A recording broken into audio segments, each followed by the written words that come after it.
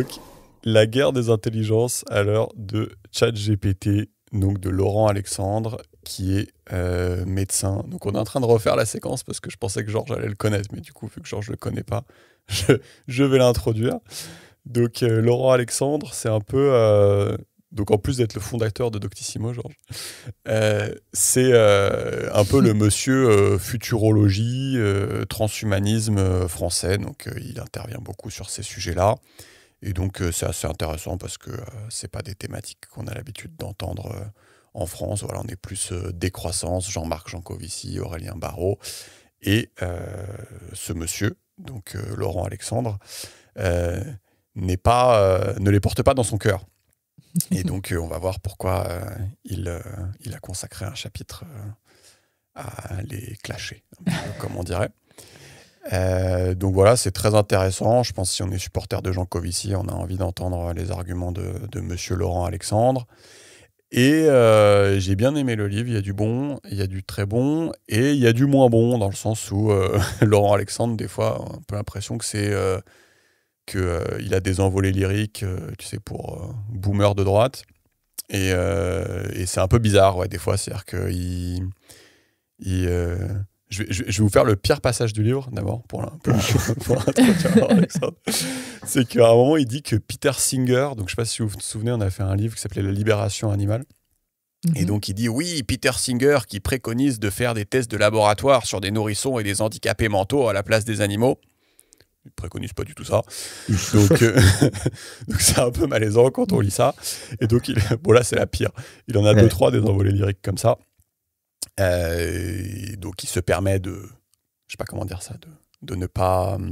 de surinterpréter... De faire la technique de l'épouvantail, je voulais dire. C'est-à-dire qu'il n'est pas très charitable avec les opinions d'autrui, quoi.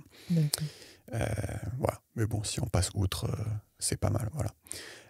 Vous êtes chaud pour ChatGPT, l'intelligence artificielle, on est à l'aube de la révolution, voilà, tout ça, ça vous chauffe?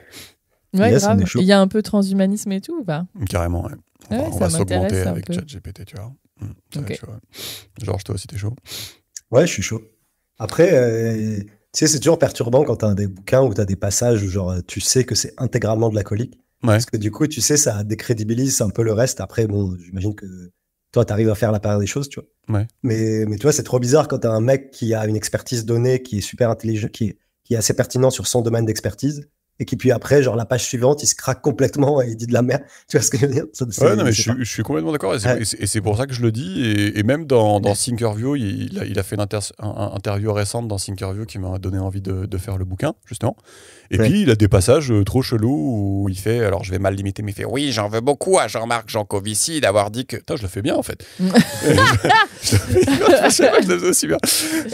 Et ouais, tu sais, il pète un câble mais c'est trop bizarre. Mais de manière non... parce qu'il pourrait péter un câble et avoir des arguments ouais, non, tu vois, solides ou appuyés, ou c'est juste gratuit? Non, c'est un peu bizarre. Enfin, bon, je pense, j'ai pas envie de revenir là-dessus, mais oui, il a des phases un peu, il a des phases un peu cheloues dans le livre.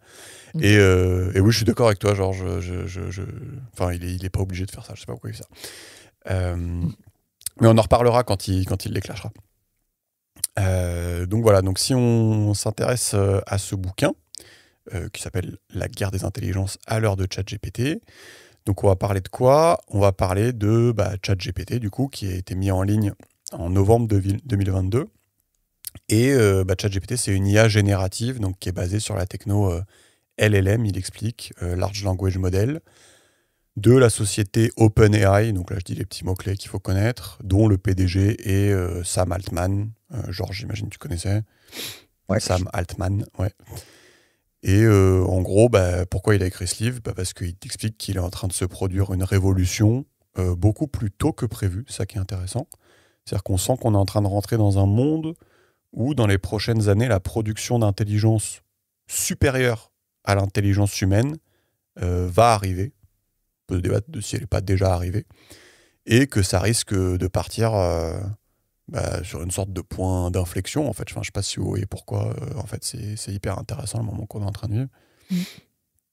Vous voyez un peu ce qui veut dire? Bah, moi, je vois ce qu'il veut dire sur le côté, tu as des intelligences artificielles qui deviennent plus efficaces que la majorité des êtres humains sur plein de tâches données. Ouais. Et après, tu as le débat sur, tu sais, un peu l'intelligence générale et auto-apprenante, quoi. C'est là où tu peux avoir un point d'inflexion, c'est si le truc, il est capable d'auto-apprendre sur tous les domaines, tu vois. Ouais, C'est ça qu'il évoque. Non, ben oui et non. C'est-à-dire qu'on va en parler. C'est-à-dire que c'est quoi une intelligence qui peut en effet se faire des modifications à elle-même. Et là, tu peux vraiment avoir une espèce d'exponentielle. Mais là, en fait, il y a déjà un espèce de cliquet que tu vas passer qui est à partir du moment où tu as une intelligence. Tu vois, lui, il dit il faut éduquer un humain pendant 15 ans et lui payer un salaire et lui donner des congés. Alors que si tu arrives à avoir une intelligence artificielle qui fait mieux que l'humain, en fait, tu arrives déjà à un espèce de cliquet en fait, qui est ultra révolutionnaire. Parce que si je caricature à fond le truc, tu pourrais te dire, il n'y a plus besoin d'humain dans la boucle, en fait, carrément, tu vois. Donc il y a une sorte de révolution qui est en train de se passer. Ouais, je vois. Après, enfin, ça se débat. Enfin, déjà, il y a plein de métiers qui sont, enfin, tous les métiers, il y a plein de métiers. Après, il y a aussi une accélération technologique là-dedans. Mhm. Il y a plein de métiers qui se passent dans le monde physique. Et j'ai cru comprendre que genre tout ce qui est robotique, etc., ça évolue quand même beaucoup plus lentement que tout ce qui est algo et intelligence artificielle. Ouais. Donc, et du coup, ça protège, entre guillemets, pas mal de métiers qui sont liés au monde physique, quoi. Et après, ouais, le truc de tu peux te passer des êtres humains. Je voulais juste revenir sur le truc que tu disais du monde physique, c'est-à-dire qu'en effet, un peu la nouveauté avec avec ChatGPT, mais du coup les LLM en général, c'est que en fait, je crois qu'avant, on avait plutôt l'intuition que c'est, tu sais, les métiers col bleu qui allaient disparaître. Donc les chauffeurs de camions, les gens qui avaient des tâches un peu répétitives. Et en fait là, c'était a priori pas la bonne intuition parce que c'est plutôt les cols blancs, donc les gens qui vont faire de la gestion devant un PC, qui sont plutôt menacés. Exactement. Voilà. Et donc je sais pas si c'est ça que tu voulais dire. Mais c'est pour ça qu'on dit, tu sais, c'est un peu assimilé à une nouvelle révolution industrielle où, en gros, genre, la première révolution industrielle, c'est la mécanisation, etc. Et ça lié à l'exode urbain et à l'inflation du secteur tertiaire. Ouais. Et de l'arrivée de pas mal de métiers intellectuels où tu es globalement derrière un bureau. Et donc, tu as beaucoup moins de paysans qu'avant et beaucoup moins de gens dans les mines et dans les usines qu'avant. Et tu as beaucoup plus de gens comme nous qui sont derrière un bureau, quoi, globalement. Et apparemment, effectivement, la révolution de l'intelligence artificielle d'aujourd'hui, c'est que c'est effectivement principalement des métiers intellectuels qui sont concernés et qui sont automatisés, du coup. Ouais. Et effectivement, j'ai lu même chose. Tu sais, il y a pas mal d'études. Il y avait une étude très intéressante, je crois que c'est de JP Morgan que j'avais lu, ou d'un cabinet de conseil de McKinsey, bref. Il interviewait des experts dans plein de domaines et il leur demandait genre à quel moment vous pensez que tel domaine va être automatisé, ou à quel moment vous pensez que l'intelligence artificielle va dépasser l'humain dans tel domaine. Et il mettait des points sur à peu près le consensus moyen des experts. Et il disait, genre, je sais pas, pour le domaine de l'aéronautique, il y a 10 ans, ou il y a 5 ans, non, même pas, il y a 5 ans, les experts, ils pensaient que ce serait entre 2030 et 2040. Et dans tel autre domaine, dans l'automobile, ils pensaient que c'était entre 2035 et 2045, bref. Et après, ils ont redemandé aujourd'hui. Et en gros, et c'est ce que tu dis, on pensait pas que ça allait arriver si vite. Tous les consensus des experts, c'est rapproché de genre, on a gagné genre 20 ans. En gros, le moment où on pensait qu'il y a une intelligence artificielle qui allait dépasser la majorité des êtres humains dans plein de domaines, a été accéléré de 20 ans par rapport au consensus des experts. Ouais, voilà. Ouais, c'est ouf.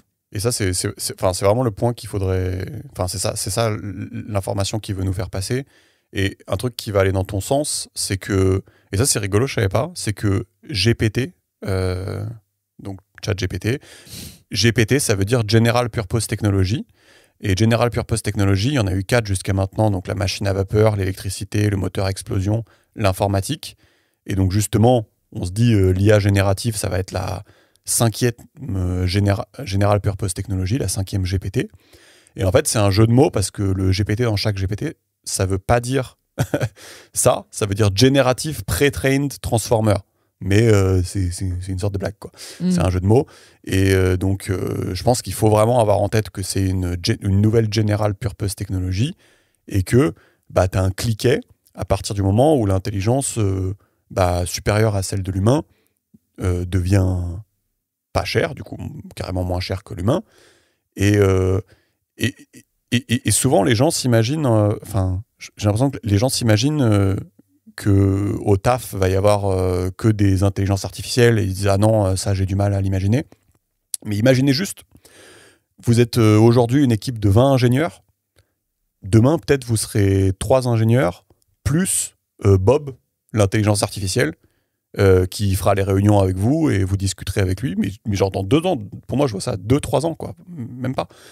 Il y aura Bob, et juste il fera tous vos calculs, il sera hyper pertinent en réunion parce qu'il répondra à des questions un peu violentes et tout, et juste on va passer d'équipes touffues à des équipes beaucoup plus restreintes, aidées finalement d'une intelligence artificielle, et donc il va y avoir a priori une révolution complète dans la manière de travailler. Tu vas avoir la même chose chez les médecins, tu vas avoir la même chose chez les avocats. C'est vraiment... c'est une GPT comme l'était selon lui la machine à vapeur, l'électricité, quoi. Je sais pas si vous aviez bien ça en tête, ou si vous n'êtes pas d'accord avec lui d'ailleurs. Moi, j'avais pas spécialement ça en tête. Et tu flippes. Quoi ? Et tu flippes. En fait, je sais pas trop. Ça me questionne un peu, mais moi, de toute façon, je suis pas trop douée pour anticiper tu vois, l'arrivée des technologies. Je suis toujours la dernière à avoir les derniers trucs.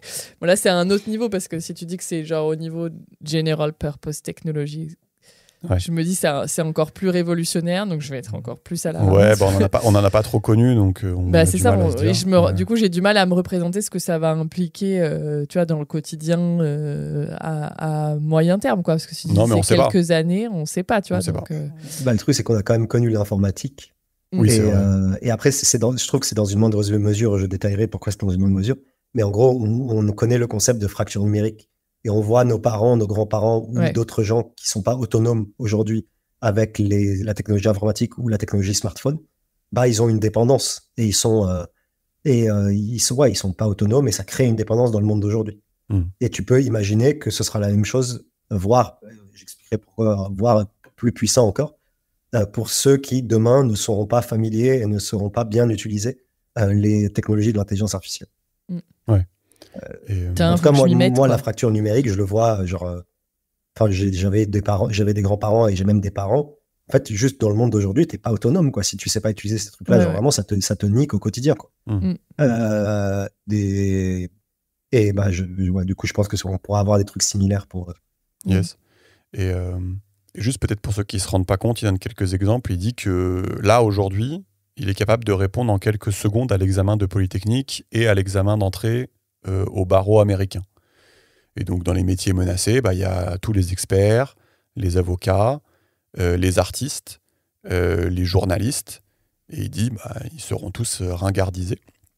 Et d'ailleurs, pour aller dans le sens de ce qu'on disait tout à l'heure, dans le sens de... On disait on s'y attendait pas. Typiquement, chez Facebook, il y a eu 21 000 licenciements, parce que Facebook avait misé sur le métaverse. Et donc, il a dû réorienter la majorité des subventions vers l'IA générative. Donc, tu as une sorte de ruée vers l'or, vers ce truc-là. Microsoft a investi 10 milliards supplémentaires dans OpenAI. Et désormais, il y a GPT-4 dans Word, Excel, PowerPoint, Edge et Teams. Alors, je ne me rendais pas compte, mais j'ai regardé sur YouTube. Et je ne sais pas si tu connaissais, tu peux lui demander de te faire un PowerPoint juste en mode chat GPT, quoi. Tu lui dis... Tu connaissais pas ou? Non, je savais qu'il était. Je savais pas qu'il pouvait te faire des slides, quoi. Je savais qu'il pouvait te faire du texte, mais je savais pas des slides. Ça m'intéresse d'ailleurs.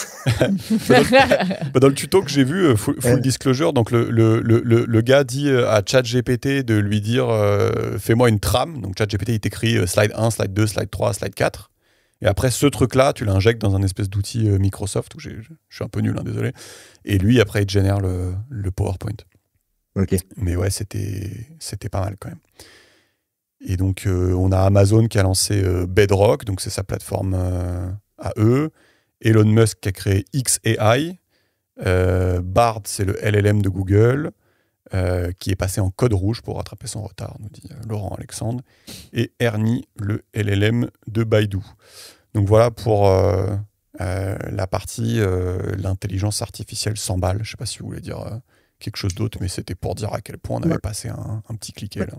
Ouais, moi aussi, je me suis renseigné sur la question. Et en fait, tu sais, il y a plusieurs moyens de voir si une technologie est en train de s'emballer, tu vois, ou est en train d'émerger, etc.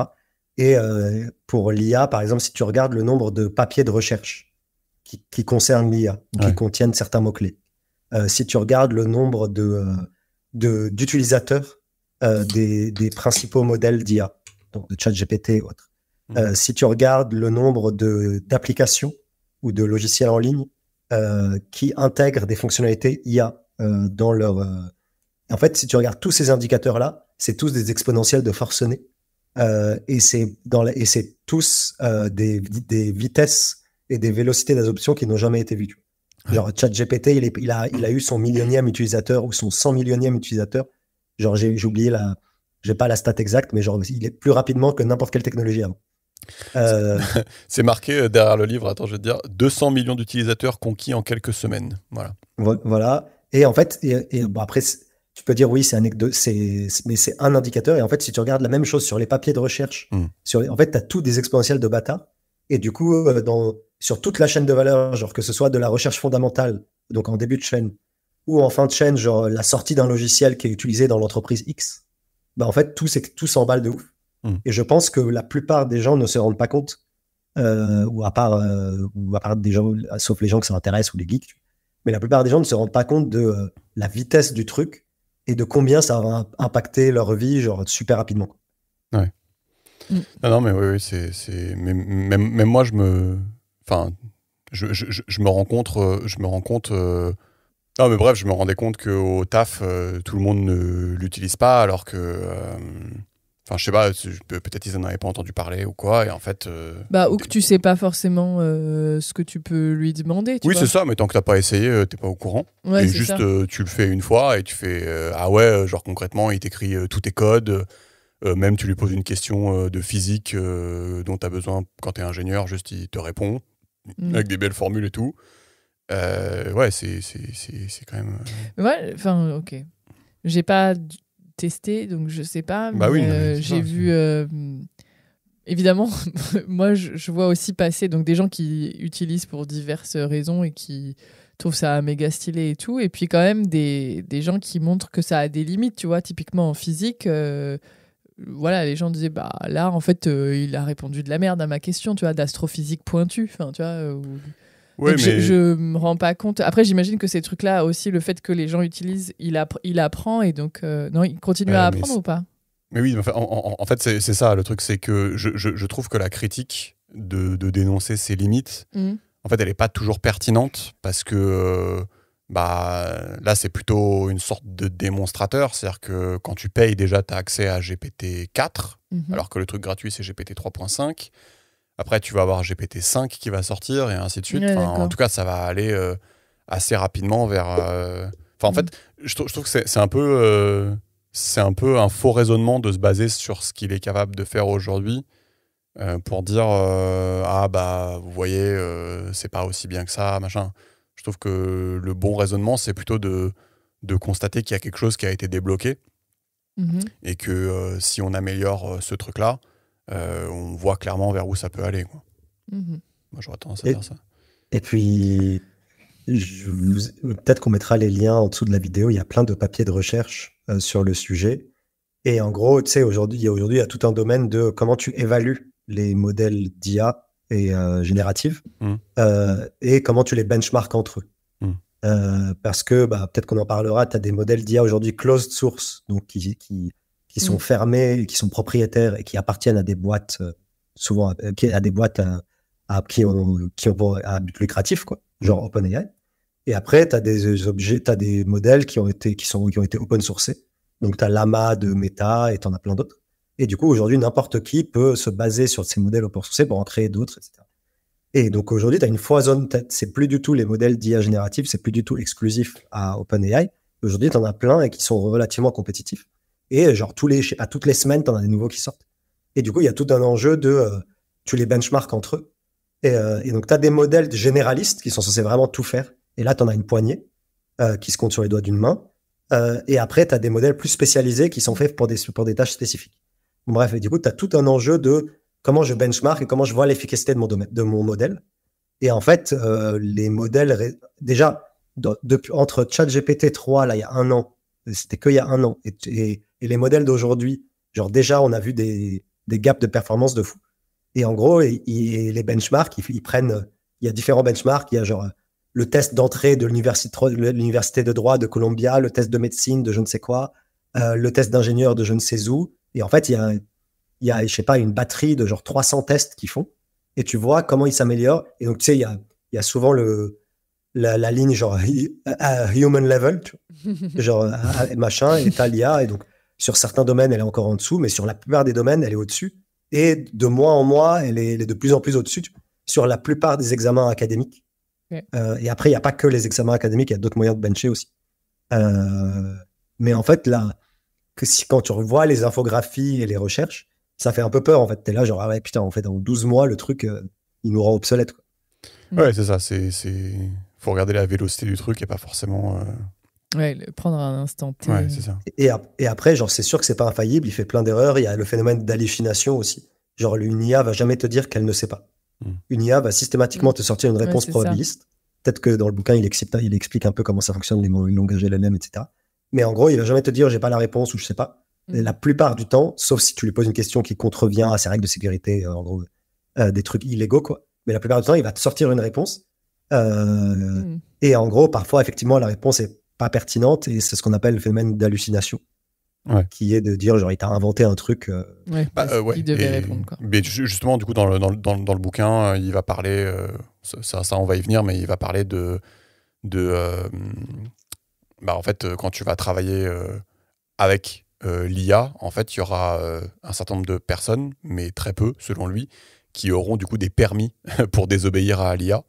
Et ça sera rare, et ça sera une vraie expertise, quoi. C'est-à-dire que tu seras un espèce de méga big boss si tu as le droit de dire ah non, là, l'IA se trompe. Trompé, quoi. Ouais. Bon, ça, on en parlera tout à l'heure. C'est vrai que pour le coup, genre, en vrai, dès aujourd'hui, c'est quand même peu fréquent qu'elle se trompe, quoi. Genre, ouais, c'est ça. Du coup, et après, il y a quand même plein d'exemples parce qu'il y a 100 millions d'utilisateurs et il y a quand même plein de questions à poser. Mais genre, fou de se dire, dès aujourd'hui, genre, tu te poses des questions à ChatGPT. Genre, c'est rare que ce soit soit que tu sois capable de dire directement c'est faux, ou juste que ce soit médiocre. Tu vois. Souvent, c'est plutôt pas mal. Mais même, tu vois, je regardais, c'était hyper intéressant. Il est sur YouTube, tu sais, le documentaire de AlphaGo. Tu sais, c'est l'intelligence artificielle qu'ils ont développée pour battre les joueurs de Go. Et donc, tu as une espèce d'énorme match entre l'espèce de dieu vivant sur Terre de Go, l'énorme geek asiatique, et AlphaGo de l'autre côté. Et oui, je crois que tu as un moment un peu légendaire où AlphaGo il met une pièce à un endroit trop chelou. Et tout le monde est là genre ah non, il s'est trompé, il a fait de la merde, machin, et tous les experts sont unanimes, ah ouais non, il a chèvré et tout. Et en fait non, c'était trop stylé ce qu'il a fait. Donc c'est voilà. Donc même les plus grands experts ne pouvaient pas dire donc voilà, bref. Ouais, ils pouvaient pas anticiper qu'en fait c'était stylé de faire ça. Ouais, c'est ça. Donc ça va devenir de plus en plus compliqué. Et puis et en fait, je pense que après, je sais pas, le truc, c'est que je suis pas du tout un expert de la question, mais je pense que en fait, le problème, c'est que nos capacités cognitives, elles sont limitées, tu vois. C'est que, genre, en gros, je sais pas, notre cerveau, il est capable de stocker tant de gigas ou de mégas de données. Il est capable, on a une mémoire vive qui est capable de traiter à un instant T tant de mégas ou de gigas d'informations. Et en fait, ce truc-là, aujourd'hui, c'est capé. Et donc, c'est là où on va peut-être effectivement rejoindre la partie transhumaniste, de peut-être qu'on va pouvoir l'augmenter. Oui, c'est ça. Mais genre, aujourd'hui, il y a des milliers... Et en plus, c'est un processus extrêmement lent. Donc, c'est des millions d'années de sélection naturelle et des itérations par génération qui ont fait qu'on a abouti à là, mais entre aujourd'hui et dans 500 ans, notre cerveau, il sera pas foncièrement différent. Par contre, entre aujourd'hui et dans 500 ans, si on nique pas la planète, l'IA, elle sera surpuissante. Oui, mais c'est ça, mais il dit, imagine, tu as un médecin IA qui en fait connaît toutes les études qui ont été publiées, tous les symptômes de tous les trucs, toutes les probabilités exactes en fonction de... Enfin, tu vois, en gros, l'humain, à côté, Exactement. Tu peux te poser la question à quoi il va servir. Exactement. Et en fait, quand tu y penses, si tu prends après, il y a peut-être des contre-arguments que j'aimerais bien avoir, mais quand tu prends un peu de recul, en fait, ce qu'on appelle apprendre et ce qu'on appelle créer, c'est en fait juste recombiner dans notre cerveau des éléments qu'on a ingérés. Oui. Et en fait, l'ordinateur, il est beaucoup plus fort à ça que nous. Ouais. Et du coup, c'est ce que tu dis. Et du coup, en fait, il n'y a aucune raison qu'on ne devienne pas obsolète à un moment donné ou à un moment. Et après, il se trouve que le moment, il est beaucoup plus tôt que ce qu'on pensait. Ou en tout cas, obsolète. C'est l'argument de, en fait, un cerveau de viande a quelque chose de intrinsèquement supérieur à un cerveau en silicium, qui est un argument qui est complètement con. Enfin, je n'ai pas de... En fait, c'est plutôt l'inverse. C'est un cerveau de silicium qui est parce qu'en fait, il n'a pas toutes les limitations qu'on a. Le cerveau de silicium, jusqu'à maintenant, il était supérieur en tout, sauf en intelligence générale. Et là, il va passer le cap de l'intelligence mais tu vois, générale. vous dites ça et tout, mais c'est vrai, moi, j'ai vachement de mal à intellectualiser ça. Non, mais voilà, je fais partie de ces gens qui enfin voilà, quand je vous écoute, il y a une petite résistance, quoi. Tu vois, je le sens et j'imagine que d'autres gens sentent ça. Ouais. Je sens qu'il y a une petite résistance là-dedans parce qu'il y a un peu évidemment, j'ai été élevée aussi dans cette, je sais pas, culture que l'homme est un peu, l'intelligence humaine est particulière, ou qu'il y a, comme tu dis, tu parlais de créativité, qu'il y a un truc, je sais pas, de l'instinct ou des trucs comme ça, tu vois. Et j'ai conscience un peu de ce que tu dis, Georges, mais en fait tout ça, c'est quand on parle d'instinct ou de trucs comme ça, c'est juste c'est des choses qu'on a ingérées et qu'on ressort à un moment un peu fortuit et tout. Et mais ouais, pour l'instant, j'ai un peu de mal, pas vachement de mal, parce que je commence bien à me rendre compte, mais ouais, franchement, c'est pas si évident que ça de passer ce gap-là, quoi, en fait. Alors voilà, attendez la prochaine partie avant de nous insulter, parce que là, on va monter un cran dans les insultes, parce que là, c'est la critique de Jean Covici et d'Aurélien Barraud. Donc là, en fait, lui, il dit, en fait, on a cette révolution de psychopathes, et en face, on nous parle de décroissance, d'écologie et de sobriété. Alors c'est quand même un peu intéressant ce qu'il dit, parce qu'il dit qu'avant on avait un clivage gauche-droite, et lui il prévoit que là maintenant on va beaucoup plus avoir un clivage avec les bioconservateurs, décroissance d'un côté, et de l'autre côté les transhumanistes, quoi. Enfin, je sais pas si c'est le bon mot, mais donc déjà il y a ce point-là qui est hyper intéressant. Donc ça, c'est à ranger quelque part dans sa tête. Et il y a un deuxième point qui est hyper intéressant, c'est que c'est géographique aussi, parce que cette idée de la décroissance, en fait, on ne se rend pas compte, nous, parce qu'on est dedans, mais c'est très européen. Alors que la révolution technologique, c'est très américain et très chinois. Moi, je me faisais souvent la réflexion que c'est très rare de voir les discours collapsologiques français, entre guillemets, sur des podcasts américains, parce que j'en écoute, et en fait, c'est rarissime. Donc, c'est marrant, quoi. T'as une division géographique, autant qu'idéologique. Et moi, j'avais pas forcément formulé ça comme ça dans ma tête, et je trouvais ça cool, quoi. Et il cite quelques petites stats. Il dit 65% des Français sont d'accord avec l'affirmation le monde va s'effondrer dans les années à venir. Et lui, il dit qu'on est en décalage complet avec ce qui est en train de se passer. Cette volonté de décroissance arrive au même moment que ChatGPT. Et donc, et c'est forcément un peu bizarre. incompatible. C'est forcément incompatible, ça. C'est une bonne question. Je m'étais posé la question. C'est-à-dire, je suis pas... Là, je le vois pas comme un truc... faut m'expliquer, quoi. Mais non, mais s'il a une explication à ça, mais je vois pas en quoi c'est incompatible, quoi.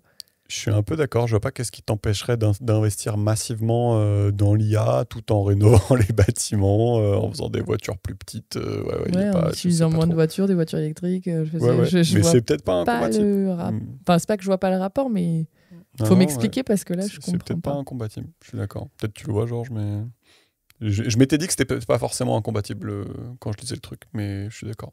Non, c'est vrai que c'est pas incompatible. Par contre, c'est vrai que en soi, je pense que intellectuellement, c'est pas incompatible, mais je pense que factuellement, les gens qui sont, ou peut-être qu'aujourd'hui dans le monde, genre les gens qui sont transhumanistes ou qui sont à fond dans les progrès de l'intelligence artificielle, ils ont tendance à ne pas être décroissants et ne pas avoir ce type d'opinion politique. Tu vois ce que je veux dire? Oui. Donc c'est peut-être plus un constat que c'est théoriquement incompatible. Oui, c'est ça. Mais parce que juste pour illustrer, là récemment, j'écoutais un podcast avec... c'était sur Sismic, le podcast Sismic. C'était une conversation entre Aurélien Barraud et Pablo Servigne. Et alors, je sais pas comment choisir mes mots pour pas me faire insulter dans les commentaires, mais en gros, quand même, je crois qu'ils expliquaient que maintenant, ils arrêtent d'être nuancés et du coup, ils essaient d'être un peu plus violents dans leurs propos. Qui ? Ces deux personnes, Aurélien Barraud et Pablo Servigne. Mais quand même, t'entends des trucs bizarres du genre le diabète de type 1, après tout, c'est comme ça, c'est la vie, est-ce qu'on pourrait pas apprendre à vivre avec Puis Aurélien Barraud qui t'explique que quand même, ChatGPT, il est quand même un peu con. C'est un peu les mêmes arguments que tout à l'heure, où on se dit mais non mais d'accord, mais c'est pas T égale 0 qu'il faut regarder. Et oui, je suis un peu d'accord. Enfin, tu vas avoir deux visions du monde qui vont s'opposer quand même, je pense.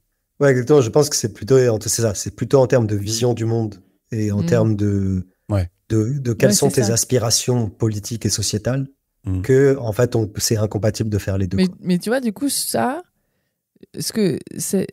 en termes de vision du monde, en fait, moi, quand vous dites ça, je vois un truc très... c'est littéraire, tu vois. C'est comme un roman. Dans les romans qu'on écrit, il y a les romans où on est dans la décroissance et donc on a une certaine image de ce que ça va être, à quoi va ressembler, je sais pas, une ville, est-ce qu'il y aura encore des villes ou je sais pas quoi. Et quand on pense aux trucs très technologie, transhumanisme, IA, on voit un autre monde complètement indifférent et du coup, on imagine que c'est incompatible. Mais en fait, là, de ce que vous dites, moi, j'ai pas trop testé et tout, mais en fait, les gens qui portent ces valeurs de décroissance et tout ça, je sais pas, sauver la planète et tout, en fait, ils ont tout intérêt à aller regarder ce que ChatGPT peut leur aider à faire pour avancer, quoi, en fait. Ouais, je suis un peu d'accord. Donc pour moi, c'est un truc littéraire, mais je vois pas pourquoi, en vrai, on pourrait pas retourner le truc, quoi. Je suis un peu d'accord. Je suis un peu d'accord d'accord. Et puis en fait, en gros, le principe de la sobriété ou de la décroissance ou du ralentissement de la croissance, quel que soit le niveau, le degré que tu prends, en fait, c'est juste le principe de dire il faut prioriser, il faut faire des choix collectifs. Ouais. En gros, c'est juste ça derrière. Et donc, en gros, globalement, quand tu es décroissant ou quand tu veux la sobriété ou quand tu veux ralentir la croissance pour des raisons écologiques, globalement, ce que tu dis derrière, c'est il faut faire des choix collectifs et il faut prioriser parce qu'on n'a pas des ressources abondantes et il faut choisir où est-ce qu'on veut allouer les ressources, en gros. Ouais. Et en fait, une fois que tu as dit ça, tu peux choisir d'allouer des ressources pour de l'intelligence artificielle parce que tu considères que c'est pertinent pour X trucs ou X trucs. Ouais, mais carrément. Et moi, je rajouterais un autre niveau d'analyse en supplément de celui-là. Donc ça, déjà, c'est pas mal qu'en effet, ça n'a pas l'air complètement incompatible. Mais ok. Il y a un autre niveau d'analyse que j'aimais bien, c'est... je sais pas si vous vous souvenez, le gars qui s'appelle Peter Thiel, qui est le fondateur de PayPal.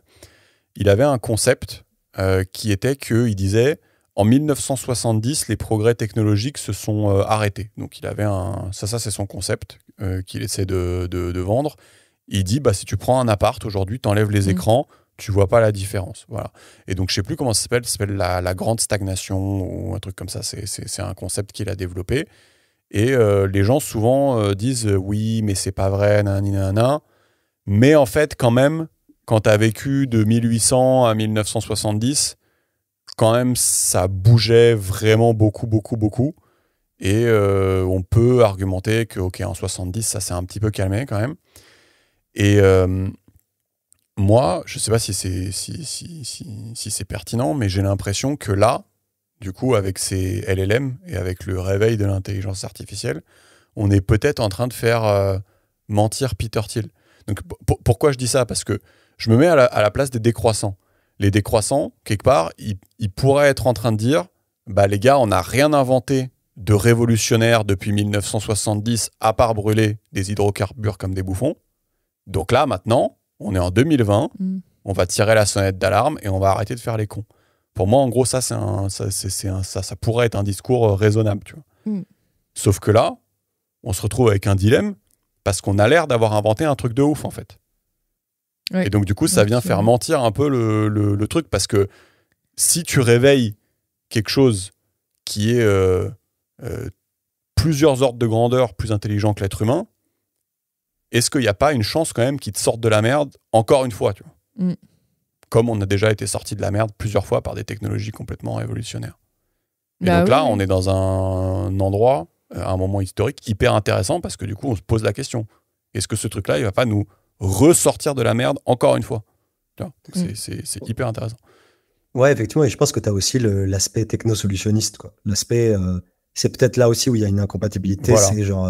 mais qui pourrait être justifié là, du coup.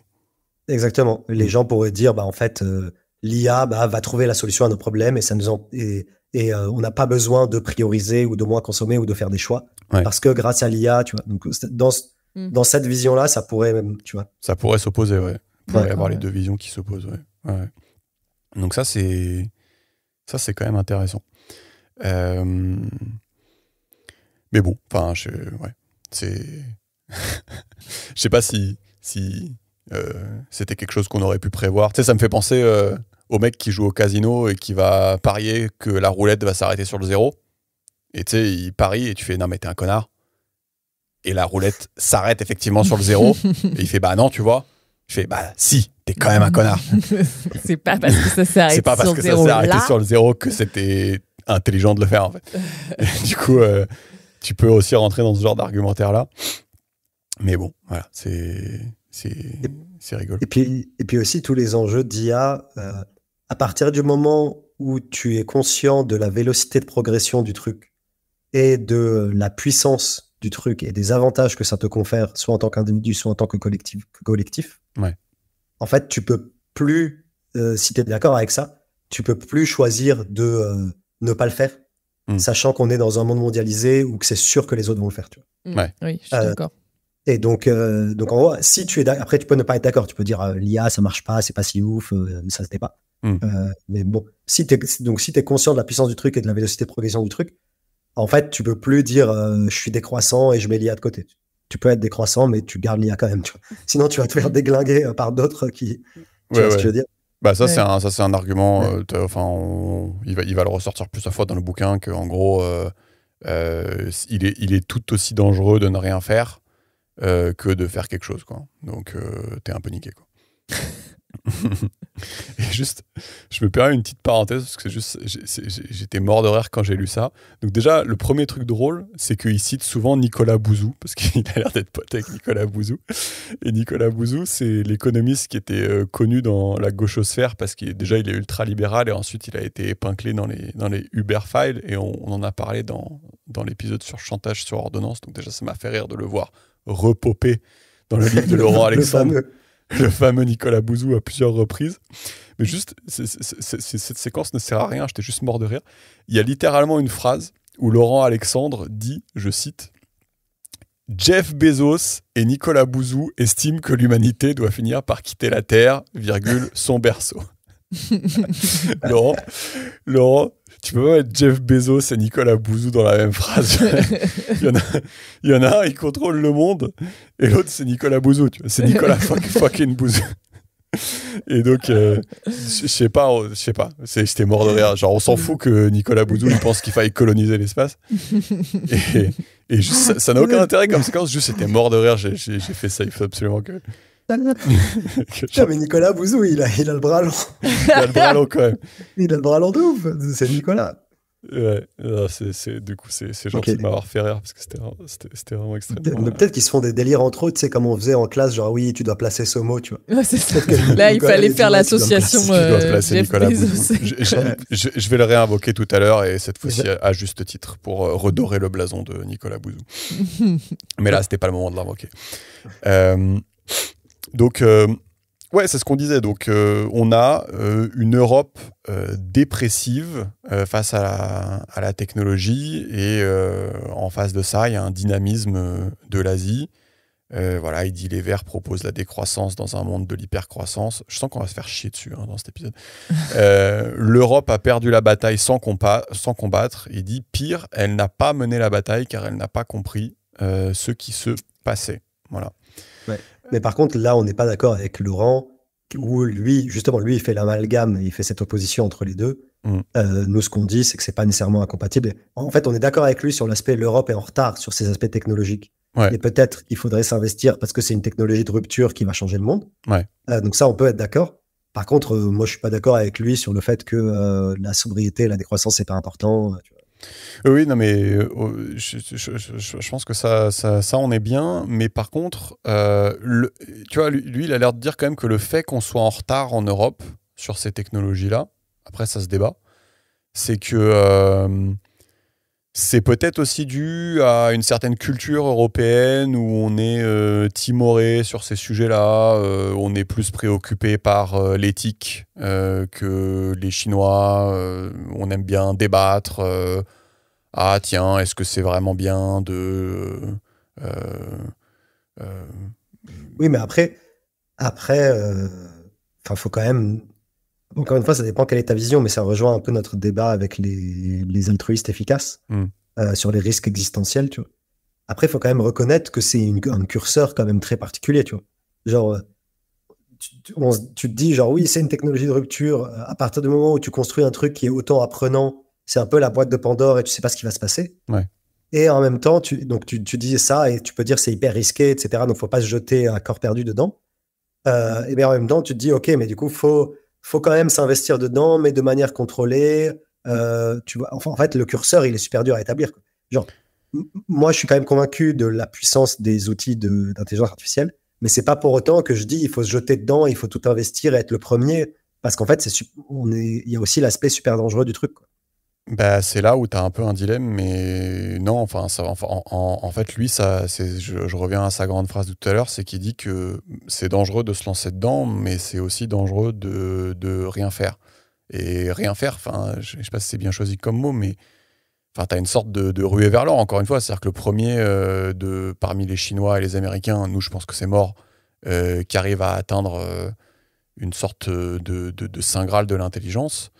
Il y a moyen que ça soit une sorte de game changer. Et donc, ouais, c'est un peu, j'ai l'impression, quoi que tu fasses, c'est un peu, c'est un peu la course, quoi. Donc, justement, lui il critique, il dit que, alors, cette fois-ci, Nicolas Bouzou, il dit « L'Europe semble s'être spécialisée dans la prolifération des comités éthiques sur le numérique, l'IA et la robotique. L'Europe devient le café de Flore du monde. » Voilà. Là, c'est Nicolas Bouzou qui dit ça. Là, on a le droit de l'invoquer. Mais oui, tu vois, il dit culturellement, on aime bien les toucher, quoi. C'est ça son message. non, mais genre, moi, je suis tiraillé parce que, genre, à la fois, je suis d'accord sur le fait que, genre, quand tiraillé. Je suis tiraillé. Non, mais tu vois, quand tu as une technologie, genre, où tu sais qu'elle va avoir un impact majeur sur le quotidien des individus sur ta compétitivité économique, etc., il est pertinent de s'investir dedans et de se dire, bah, je vais construire des fleurons compétitifs pour avoir voix au chapitre, en fait, et pour pas me retrouver largué, parce que en fait, le monde est une sorte de compétition permanente et un rapport de force permanent. Donc, tu dis, OK, il faut s'investir dans ces technos. Et c'est vrai que sur la dernière révolution digitale, on a très peu de champions européens, on a été les chèvres. Et donc, on est d'accord avec lui sur le fait qu'on se l'est un peu touché. Ouais. Mais en même temps, là où ce qu'il ne dit pas, c'est qu'il est parfois pertinent de se toucher. Et que moi, par exemple, à titre personnel, sur tous les aspects de contrôle du temps d'écran, de contrôle des bulles algorithmiques, de contrôle des échanges de données et de maîtrise de la vie privée des gens. Donc tous les règles, et sur ces aspects-là, l'Europe est très en avance sur le reste du monde avec le RGPD, avec un certain nombre de choses. Et je trouve ça pertinent. Donc en gros, je pense qu'il faudrait un peu rééquilibrer la position de l'Europe en mode il faudrait qu'on soit un peu meilleur technologiquement, il faut qu'on s'investisse et il faut qu'on ait des fleurons. Mais il ne faut pas abandonner la touchette parce que je trouve que la touchette est pertinente. Bah, c'est intéressant. Ouais. Ouais, c'est intéressant. Et moi, je me rends. Après, le truc... je suis probablement biaisée, mais en fait, quand ils disent que l'Europe est en retard sur la partie technologique et tout, moi, j'ai l'impression qu'il y a pas mal quand même de recherches en France assez bonnes en IA. Je parle en France, du coup, parce que c'est ce que je connais, mais en IA et des formations, qu'il y a de l'investissement là-dedans. Bah, tu vois, justement, il dit... alors, je te lis son point, qui est un bon point, je pense. Le Financial Times prévient que les Chinois font x3 ou x4 sur le salaire des grands ingénieurs américains pour les attirer. En 2030, ils domineront l'IA. Donc ça, c'est Eric Schmidt, ancien patron du Google, qui dit ça. Cette fois-ci, aux États-Unis, on a atteint un record de 100 millions de dollars de bonus pour un ingénieur ultra qualifié. Et en France, bah, c'est ta gueule. Tu peux être le plus grand expert de tous les temps, on va pas te payer plus que tes collègues parce que sinon ils vont pas être contents. Il dit en français, un chercheur bac plus 11 spécialisé en IA est payé moins de 3 000 € par mois dans la recherche publique. Oui, bon, bah d'accord. Donc quand on dit qu'on se touche un petit peu d'accord, okay. Les gonades, mais ça aussi. Voilà. Oui. Mais ça aussi, tu vois, même chose, il y a plusieurs indicateurs. Et donc, effectivement, le salaire moyen sur ces métiers-là, ultra spécialisés, tendus, où on se fait poutrer. Tu as le nombre de modèles qu'on a créés, d'IA générative ou open source ou closed source, pardon. Et en fait, tous les modèles, ils sont américains ou chinois. Tu as le nombre de produits grand public qui reposent sur ces modèles qui sont utilisés. Bah, en fait, on n'en a créé aucun, ou très peu. Donc en fait, même chose, à différents endroits, tu peux évaluer un peu le rapport de force. Et en fait, sur tous les endroits, à part la formation, où effectivement, on a encore des bonnes formations, mais c'est juste nos experts, ils se font choper et ils vont ailleurs, quoi. Mais en gros, il y a plein d'endroits où c'est vrai qu'on se fait poutrer. Et juste et culturellement, tu vois, il dit, il cite des sondages, 90% des Chinois, alors qu'on parle seulement de un tiers des Français, pensent que l'IA sera bonne pour la société. Donc on voit qu'il y a aussi une sorte de... Enfin, c'est aussi, j'ai l'impression que c'est ancré culturellement aussi. C'est-à-dire que t'as pas... En Chine bah non, mais c'est quand même, c'est quand même rare de voir de telles différences d'opinion quand même. On parle de 90% contre 33%. Donc déjà il y a ça. Et ensuite il y a une autre phrase que j'ai bien aimée, il dit il prévient que guérir le cancer, guérir Alzheimer, la neuroamélioration, toutes ces choses-là coûteront cher et les pays en décroissance vont devenir des endroits où on mourra de façon déprimante. Donc, ouais, il essaie de nous faire un peu... J'avoue, il joue sur la corde sensible, tu vois. Voilà. Pendant que Aurélien Barraud et Pablo Servigne, ils nous disent le diabète de type 1, c'est cool. Le diabète de type 1. Non, mais elle m'a marqué, ça. Sérieusement. C'est un peu chelou, quoi. Ouais, non, d'accord, c'est chelou, mais... Ouais, mais tu vois, ce qu'il lui dit aussi... Ouais. Enfin, je vois pas... Non, mais... En fait, je suis probablement naïve, mais ces trucs-là, de ces technos de IA qui vont se développer, qui vont dépasser les médecins ou les aider ou je sais pas quoi, je peux pas m'empêcher de penser, mais c'est peut-être naïf, que ça va être mondialisé. Tu vois, je veux dire... Oui, ça sera peut-être mondialisé, mais tu n'auras peut-être pas les moyens de te le payer, quoi. À titre personnel, ou un pays n'aura pas les moyens de mettre ça en place dans ses hôpitaux? Faudra sans doute être un pays riche pour se payer certains traitements. Je pense que c'est ça son point. Et je ne sais pas si c'est con ou pas, mais je pense que je vois ce qu'il veut dire. Mais ouais. Je pense que ça n'a rien à voir, mais c'est marrant aussi. Je me suis dit, cette remarque, elle est folle aussi. C'est qu'en fait, tu as un clivage vieux, jeune, parce qu'en fait, les vieux, en fait, leur seul espoir, entre guillemets, c'est d'avoir recours en fait, les vieux, ils veulent qu'on invente le plus vite possible les trucs qui guérissent les maladies voir les trucs qui te font vivre plus longtemps, voir les trucs qui te rendent immortel.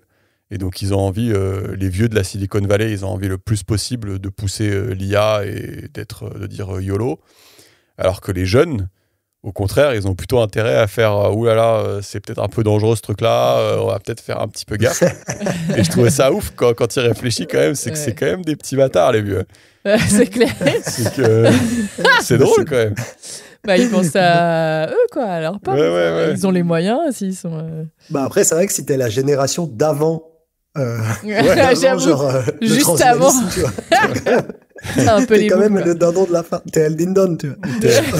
T'es El Dindon. Parce que c'est toi qui as fait tout le taf, mais tu payes. Genre, t'es la génération juste avant, genre, le ralentissement du vieillissement. Genre, t'as 90 ans et tout, t'es en fauteuil et tout, et genre, un an après, genre, ils ralentissent le vieillissement. Et toi, t'es mort, entre-temps. Donc ça, j'ai bien aimé.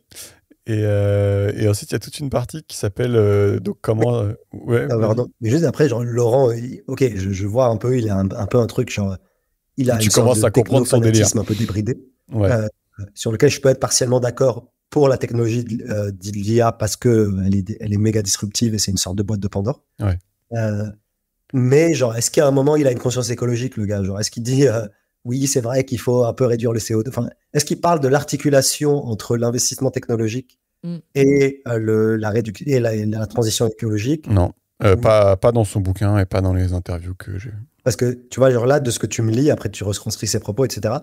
Mais de ce que tu me lis, en fait, juste le mec, il est là, en fait, il faut juste faire comme toujours et investir à fond sur l'IA et ça va régler nos problèmes, quoi. Yes. Ok, bah, je ne suis pas d'accord. Il y a quand même on a quand même une sorte de banque une sorte de crédit de CO2 qui nous reste et après c'est la merde, tu vois, genre. Non, mais après, l'IA, elle va pas nous préserver des tornades et des sécheresses tu vois. Non, mais après, à sa décharge, je pense qu'il est sur son créneau et je sais pas s'il se pose trop de questions en dehors de son. Oui, mais mais justement, genre, le problème, c'est genre ce qu'il dit sur l'IA en mode. Tu peux pas ne pas t'y intéresser parce que sinon tu te fais bolos. Bah en fait, tu peux utiliser son même argument sur l'écologie, tu vois. Gros, tu peux pas ne pas t'y intéresser sinon tu vas te faire bolos, tu vois. Sinon juste, genre, ton IA, elle aura pas d'électricité, toi, t'auras pas d'eau et tu vas bien fermer ta gueule, tu vois. Donc, et t'auras juste ChatGPT, tu seras là, genre, du coup, Cimer Laurent, tu vois. Ouais, mais je suis d'accord, moi, c'est ce qui me gêne depuis tout à l'heure, en fait. Parce que t'as l'impression qu'il dit ça, tout ce qu'il dit, c'est sorti de tout un contexte que tu peux pas nier, quoi, et qui a des impacts directs sur ce développement technologique. Donc je sais pas, parce que comme tu dis, je pense qu'il est, en gros, vrai, on est en 2023, il y a un truc qui est en train de se réveiller. Je pense que d'ici 2027-2028, ça va commencer à être bien vénère déjà. D'ici 2027-2028, je suis pas sûr qu'on sera à court d'électricité. Donc, qu'est-ce qui va se passer quand, en gros, en 2027-2028, il y a un truc complètement, une espèce de petit dieu dans une boîte qui se réveille chez les Américains ou chez les Chinois, et que nous, on est comme des blaireaux. C'est des questions intéressantes. Et on ne sera pas à court d'électricité quand ils auront un truc godlike. Enfin, tu vois, donc oui, voilà. J'entends, mais en même temps, quand même, tu vois.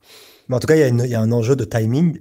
Exactement. Et genre, et sur ça, pour moi, ça c'est débattable, quoi. Genre, débattable. Si genre il y a Jésus qui arrive avant, tu vois, on est content. Voilà. Mais si Jésus n'arrive pas avant, on n'est pas content. Et pour moi, ça se débat, quoi. Ça se débat tout à fait, oui. Et moi, j'ai absolument pas les connaissances pour apporter ma pierre à l'édifice. mais voilà. Bah ouais, mais bon, clairement, c'est ce qu'on disait. Enfin, avec le truc de Peter Thiel tout à l'heure, j'ai l'impression que c'est une technologie disruptive qui est en train de se mettre en place. Donc la question se pose sérieusement, moi, je pense.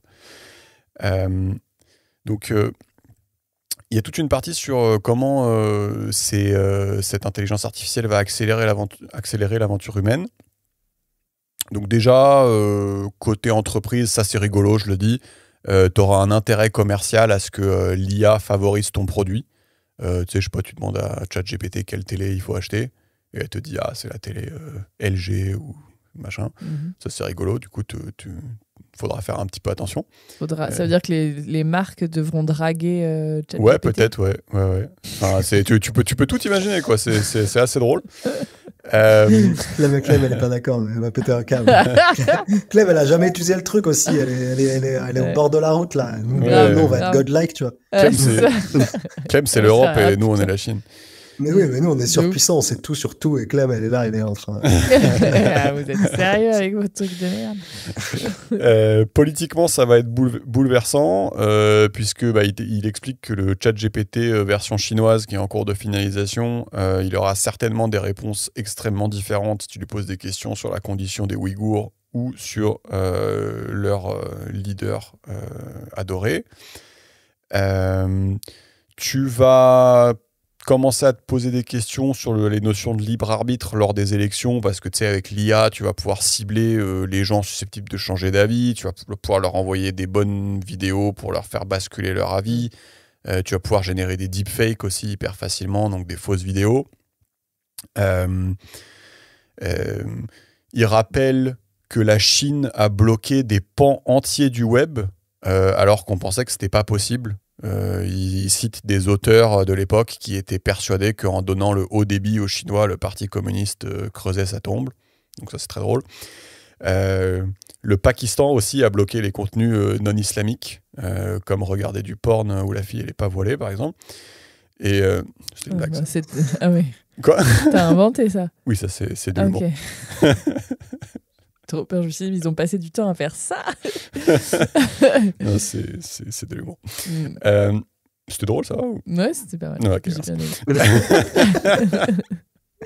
putain, moi je dois assister à ça et tout. Il peut rien faire. Il est sans voix. Il y aura un problème. Ça va accélérer l'aventure humaine aussi en termes d'hygiène numérique. C'est-à-dire que ça, c'est hyper intéressant. C'est-à-dire que l'État devra décider s'il laisse libre cours aux addictions numériques ou s'il régule les addictions. Et en fait, moi, je me suis dit un truc de ouf. C'est que imagine, tu vois, dans 2-3 ans, en fait, on va tous avoir un espèce d'assistant personnel, une espèce d'IA avec laquelle on va discuter toute la journée. Et mais moi, ça me fait pas du tout rêver cette vie. Moi, ça me fait pas rêver non plus, mais je te dis juste que c'est comme ça que ça sera. Ok. et donc, je me disais, tu sais, si tu peux la configurer, imagine, genre, je sais pas, t'as des théories du complot chelou, tu vois, et tu penses des trucs chelous, je vais pas donner d'exemple, mais voilà, imagine, tu penses des trucs obscurs. Tu peux éventuellement configurer l'IA pour que ça soit ton compagnon et qu'elle te dise « Ah oui, les trucs obscurs que tu penses, c'est quand même très intelligent, les autres, ils sont cons et toi, t'es plus intelligent. » Ah ouais ? Bah, tu pourrais imaginer ça, mais tu pourrais aussi imaginer que ça soit mandatory d'avoir une IA qui te dise « Ah ouais, non, en fait, t'es sûr parce que là, c'est un peu... » Tous les autres, ils pensent pas ça. Je pense pas que Emmanuel Macron, ça soit un lizard shapeshifter. Peut-être regarde IA 2 fois. Et je trouvais ça marrant parce que du coup, il y a un vrai enjeu de régulation. C'est-à-dire, est-ce que tu forces, typiquement sur mon exemple, est-ce que tu forcerais l'IA à te dire « Ouais, non, peut-être pas quand même ». Ou est-ce que t'autoriserais à ce qu'il y ait des entreprises qui vendent des compagnons IA qui soient hyper complaisants. Enfin, tu vois, ça pose des vraies questions, quoi. Bah ouais. Mais on en vient un peu au truc de régulation que disait Georges, quoi, qu'en fait, il faut pas mettre ça de côté, même si plein de produits se développent et tout, quoi. Ouais. Parce qu'en fait, j'imagine que là, tu as posé une question et qu'il y en a 1 milliard, un certain nombre de ce type-là, où il faudra décider, quoi. Oui, mais est-ce que... c'est pas si je sais pas, est-ce que tu autorises une entreprise privée à vendre un truc où il te dit oui, Macron est un lizard shapeshifter. Tu as bien raison. C'est une vraie question. En termes d'art, je sais pas si vous avez vu des trucs intéressants en termes d'art avec l'IA. Moi, j'ai vu des trucs de ouf. Ah ouais. Bah, la musique, là, les nouvelles chansons de on sait pas qui. Ouais. Je sais pas quoi. Ouais, ça, c'est ouf, j'avoue. Ça, c'est oufissime. C'est-à-dire qu'en gros, tu regardes sur YouTube, t'as tout cassé. tu regardes sur YouTube maintenant, c'est-à-dire que tu peux prendre des groupes qui n'existent plus et genre, juste il y a des nouvelles chansons. Ils ont fait un nouvel album. Non, mais genre, t'es là et tu fais wow. Non, c'est vrai que c'est ouf. Non, mais ça, c'est ouf. Et là, pareil, j'ai entendu des gens dire oui, mais il y a des professionnels de la musique qui disent que c'est pas tout ça. Mais ferme ta gueule. C'est genre, dans 5 ans, c'est fini, quoi. Genre, oui, mais le prof de musique à la Schola Cantorum, il a dit que. Mais qu'on ne reconnaissait pas l'accent du chanteur d'ABBA. Oui, c'est pas tout à fait le même. Mais non, mais ça suffit. Mais c'est vrai que même aujourd'hui, genre les trucs, c'est super crédible, quoi. Ah ouais, non, mais c'est incroyable. Vraiment, mais du coup, j'entendais dans une émission des artistes, là, des chanteurs et tout, qui commençaient à se demander, imagine, je sais pas, un mec crée une nouvelle chanson de eux, quoi. Enfin, mais comment ils font? Est-ce qu'ils demandent des droits d'auteur? Je me posais la question. En fait, pour l'instant, c'est pas. Enfin, en gros, les artistes disent, je sais pas, faut réfléchir, quoi. Ouais. Je me posais la question parce que je crois qu'il y a eu un truc avec, je sais plus qui, Drake ou je sais pas qui a attention. C'est boomer time. Quelqu'un a fait... Mais arrête, putain, ne m'enfonce pas. Drake. Le chanteur urbain. C'est du rap. C'est de la techno. Je vous emmerde. Et il y a quelqu'un qui a fait une chanson de lui et il a fait OK, tu peux la laisser, mais par contre, je prends, je sais pas quoi, 70% de droits d'auteur, quoi. Non, mais ouais. Drake, il a tout compris. Tu vois, et les gars étaient là. Les gars, dans le podcast que j'écoutais, ils étaient là, c'est chaud quand même, mais en même temps, ça dépend, quoi. Enfin, tu vois. Non, mais surtout, en fait, t'as juste t'as des cas où tu peux rien faire, où tu sais, des fois, genre, ils prennent deux groupes différents qui sont dans des labels différents et ils leur font faire un featuring et t'es là, OK. tu vas faire quoi, tu vois. Donc c'est juste incroyable, quoi. Ouais. Et il y a aussi dans l'art, c'est surtout tout ce qui est tu sais, aujourd'hui tu peux créer le CGI, tu vois, les images de synthèse. Aujourd'hui ça devient photoréaliste et en fait tu peux vieillir des acteurs, les rajeunir, tu peux un peu faire ce que tu veux, quoi, et tu peux et du coup t'as même plus besoin que l'acteur il vienne jouer, quoi. Tu peux continuer à faire des Fast and Furious avec Paul Walker. Exactement, et du coup même chose, la question se pose, machin. Faut-il vraiment continuer à faire des Fast and Furious avec Paul Walker? C'est la question se pose. Non, mais ouais, et même, enfin, je sais pas, moi j'ai vu plein de clips musicaux popés où en gros j'ai l'impression que ça se voit qu'ils utilisent l'IA et ça fait des trucs de fou. Donc non, c'est fort impressionnant. C'est impressionnant.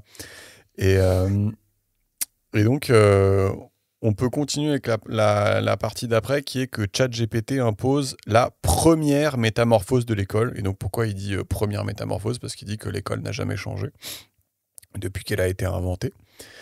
Et donc qu'est-ce qu'il entend par là? En fait, il va citer un livre qui a fait scandale en 1990, qui est The Bell Curve, où Charles Murray explique que le QI est déterminant pour la réussite. Alors, je l'ai acheté, le livre, et c'est vrai qu'en fait, dans ce livre, il n'y a que des courbes où, en fait, tu as l'axe des X, c'est le QI, et l'axe de Y, c'est à peu près tout ce que tu peux imaginer qui est sympa dans la vie, tu vois. Genre ton salaire, ta santé, je sais pas, tu peux imaginer tout ce que tu veux. Et juste, c'est que des droites qui montent comme ça. Oh non. Voilà. Donc, c'est très fort. Et il y a aussi, des fois, il trace aussi à côté le background socio-économique. Et je peux te dire que par rapport au QI, ça joue pas beaucoup. Et donc, Donc, lui, c'est un peu sa marotte, le QI, à Laurent Alexandre. Ah oui, okay. Ouais. Et je pense que c'est aussi pour ça que les gens, ils l'aiment pas trop. Parce que souvent, quand tu vas voir les commentaires YouTube, les gens sont un peu vénères contre lui. Donc, en plus du fait qu'il clash Jean Covici et Aurélien Barraud, je pense que le fait qu'il parle souvent du QI, ça ne l'aide pas. Je sais pas pourquoi les gens j'ai entendu ça, je me rappelle dans le livre de Pinker, il disait un truc intéressant, il disait à droite, t'as les climato-sceptiques, c'est-à-dire, on sait pas trop pourquoi ils sont vénères contre la science, et à gauche, t'as les gens qui sont vénères contre le QI, et c'est une sorte ça se répond, quoi. Enfin, tu sais pas pourquoi les gens à gauche ils sont vénères contre le QI. C'est-à-dire que tu peux faire des études où juste tu prends deux jumeaux, tu les fais adopter par des familles différentes et juste tu regardes la corrélation au niveau du QI. Et juste, c'est fin du débat. Et à gauche, les gens, ils vont être « Oui, mais… » Mais exactement comme à droite sur le climat, quoi. Et ouais. Donc je pense que ça, c'est aussi une des raisons pour lesquelles les gens n'aiment pas Laurent Alexandre. c'est qu'il lâche pas ça, le pour le steak coup, c'est vrai, genre même dans ton entourage. Enfin bon, après, il se trouve que peut-être que j'ai pas beaucoup de potes de droite, tu vois. Mais genre. Oui, les gens sont vénères là-dessus. Les gens sont trop vénères sur l'histoire du. En fait, sur ça, le QI et en fait tout ce qui est prédisposition génétique, quoi. Ouais, tout ce qui est de dire, en gros, tout ce qui est de dire, tu ne peux pas être qui tu veux et l'éducation et le conditionnement a peu d'influence sur tel facteur. En fait, ça heurte de ouf le schéma moral et le schéma mental de pas mal de gens, je trouve, en France. Ouais. Parce que, en fait, ça va à l'encontre de l'idéal de tu peux être qui tu veux, tu peux te construire, en corrigeant l'environnement, on peut tout corriger, etc. Qui est peut-être un bel idéal, mais juste qui est factuellement faux, quoi. Et en fait, quand tu dis ça, tu parais comme une espèce d'énorme enculé qui. En fait, on confond la description d'un fait et une sorte d'adhésion, tu vois. Ouais. Et en fait, tu décris un truc qui, me semble-t-il, a été plus ou moins prouvé et fait consensus dans la communauté scientifique. Et en fait, on croit que tu as envie que ce soit comme ça et que du coup, les gens qui ont un QI plus faible, tu as envie de les exterminer, quoi. Ce qui est exactement ce que tu as envie de faire, Georges, on le sait. Ouais, c'était son plan. En plus, moi, ça se trouve, j'ai un QI plus faible. Donc moi, je suis pour qu'on me fasse kiffer, tu vois. Moi, je veux qu'on compense ma bêtise, tu vois. Why not, tu vois. Si ça se trouve. Yes, bah ouais, non, mais bon, voilà. Du coup, ça peut être une des raisons pour lesquelles on l'aime pas. Je précise que le livre The Bell Curve de Charles Murray, c'est pas exactement pour ça qu'il a fait scandale, mais vous chercherez vous-même sur Wikipédia pourquoi, parce que j'ai envie de garder mes potes. Et du coup, ouais, il insiste beaucoup sur le QI, quoi. Donc en gros, il va expliquer que c'est fortement corrélé avec le revenu, avec la marginalisation sociale. 5 points de QI en plus, c'est 1,5 fois le salaire. 10 points de QI en plus, c'est 2 fois le salaire, donc c'est non linéaire en plus. Tu as une influence sur la sécurité routière aussi, celui-là il était marrant. C'est-à-dire qu'il dit les QI hauts ont 3 fois moins d'accidents mortels que les QI bas. Donc 50 accidents pour 10 000. À comparer à 150 accidents pour 10 000 pour les QI hauts. Moi, ça me choque que ça soit pas plus. Je sais pas pourquoi. Je trouve que c'est pas tant que ça en fait, x3. Non, mais je sais pas. Quand même. Ah, bah, je sais pas, je me suis dit, écoute, quand t'es intelligent, tu conduis pépouze sur la voie de droite, pas très vite. Non, je sais pas. Je me disais que ça allait être plus. Je suis peut-être un connard. Ensuite, oui, fun fact. Il nous explique que l'université de Harvard a été attaquée par une association d'étudiants asiatiques parce qu'il n'y avait que 19% des admis qui étaient asiatiques alors qu'ils auraient dû être 43%. Une étude a montré que pour être acceptés dans les meilleures universités, ils doivent obtenir 140 points de plus que les Blancs. Les Asiatiques gagnent 80 400 $ par an par rapport à 65 000 $ pour les Blancs. Et le QI en Asie serait de 10 points de plus élevé qu'en France, donc 108 versus 98. Voilà, donc il est en train de dire que c'est hyper important. Et qu'est-ce qu'il raconte d'autre ? Il va raconter que, en fait, et ça c'est peut-être, je sais pas si c'est forcément immédiat à comprendre, c'est que dans un monde où le développement technologique est de plus en plus avancé, le fait d'être dans un monde où le développement technologique est avancé va créer des fortes inégalités entre les gens de différentes intelligences. Et comment il va illustrer ça ? Il va dire, typiquement WhatsApp, l'application, elle a été achetée 22 milliards d'euros en 2013 par Facebook, ce qui signifie, mais cette phrase est ouf, que les 55 petits génies qui ont créé WhatsApp ont créé plus de valeur en 4 ans que la totalité des 194 000 salariés de Peugeot en 210 ans. Cette phrase, elle est ouf, quand même. Vous vous rendez compte ? Non, ça m'a stocké. Ça m'a scotché, quoi. Là, j'avoue. Ah, ouais. On est bouche bée. J'avoue, on est bouche bée. Non, mais je vais répéter, c'est les 55 petits génies qui ont vendu WhatsApp 22 milliards d'euros ont créé plus de valeur en 4 ans que la totalité des 194 000 salariés de Peugeot en 210 ans. Donc en gros, sa conclusion, il dit quelques gamins de 165 de QI créent plus de valeur qu'1 million de travailleurs à 100 de QI. Après, je trouve qu'il y a débat sur c'est quoi ta métrique. J'imagine que lui, il a pris c'est la thune, il a pris juste les revenus, quoi. Ouais. Et je trouve que la comparaison est intéressante et saisissante. Oui, c'est intéressant. Voilà, ça reste pertinent.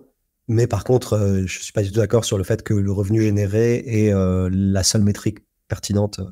Non, mais je pense que ça se débat, mais par contre, ça met un peu sur le cul quand même, je trouve. Ouais, exactement, ça met sur le cul. C'est ça. Ça se débat, mais c'est quand même notable, quoi. Parce que, typiquement, il y a plein de... Tu peux prendre un contre-exemple, il y a plein de trucs qui n'ont pas généré d'argent ou qui n'ont pas été brevetés juste parce que le mec était sympa, tu vois. Je sais pas, je pense qu'il y a eu plein d'exemples de tel vaccin ou tel remède ou tel je ne sais quoi. Le mec, il l'a donné parce que c'était son kiff, tu vois.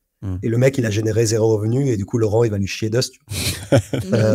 Et du coup, moi, je m'oppose à Laurent, tu vois. Non, mais la comparaison est stylistique. Mais oui, mais est-ce qu'on voit son point que dans un monde qui se complexifie, en gros, les gens moins intelligents risquent d'être laissés un peu sur le bord de la route. Et oui, en fait, on voit son point parce que tout à l'heure, on disait que les gens qui auront le droit de désobéir à l'IA ou les gens qui seront à la tête d'une flotte d'IA ou bref, je sais pas comment le dire. On sent qu'il faut que ça soit des mecs qui soient quand même plutôt très très très malins.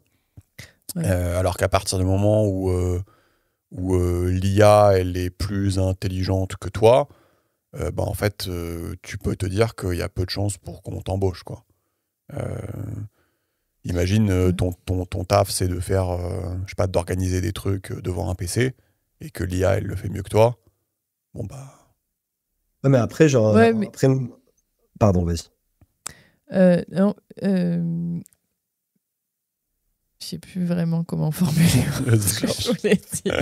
Non, mais parce qu'on disait aussi que parce que là, l'IA dont on parle là, les LL, je sais pas quoi, ça remplace plutôt, tu sais, on disait les cols blancs que les cols bleus, donc ça remplace plutôt des métiers intellectuels, donc forcément il faut que ce soit plus intelligent que les gens intelligents, mais par contre elle va pas, pour l'instant, elle est pas encore prête, d'après ce que j'ai compris que vous disiez, pour aller remplacer des gens dans des métiers plus physiques et tout ça.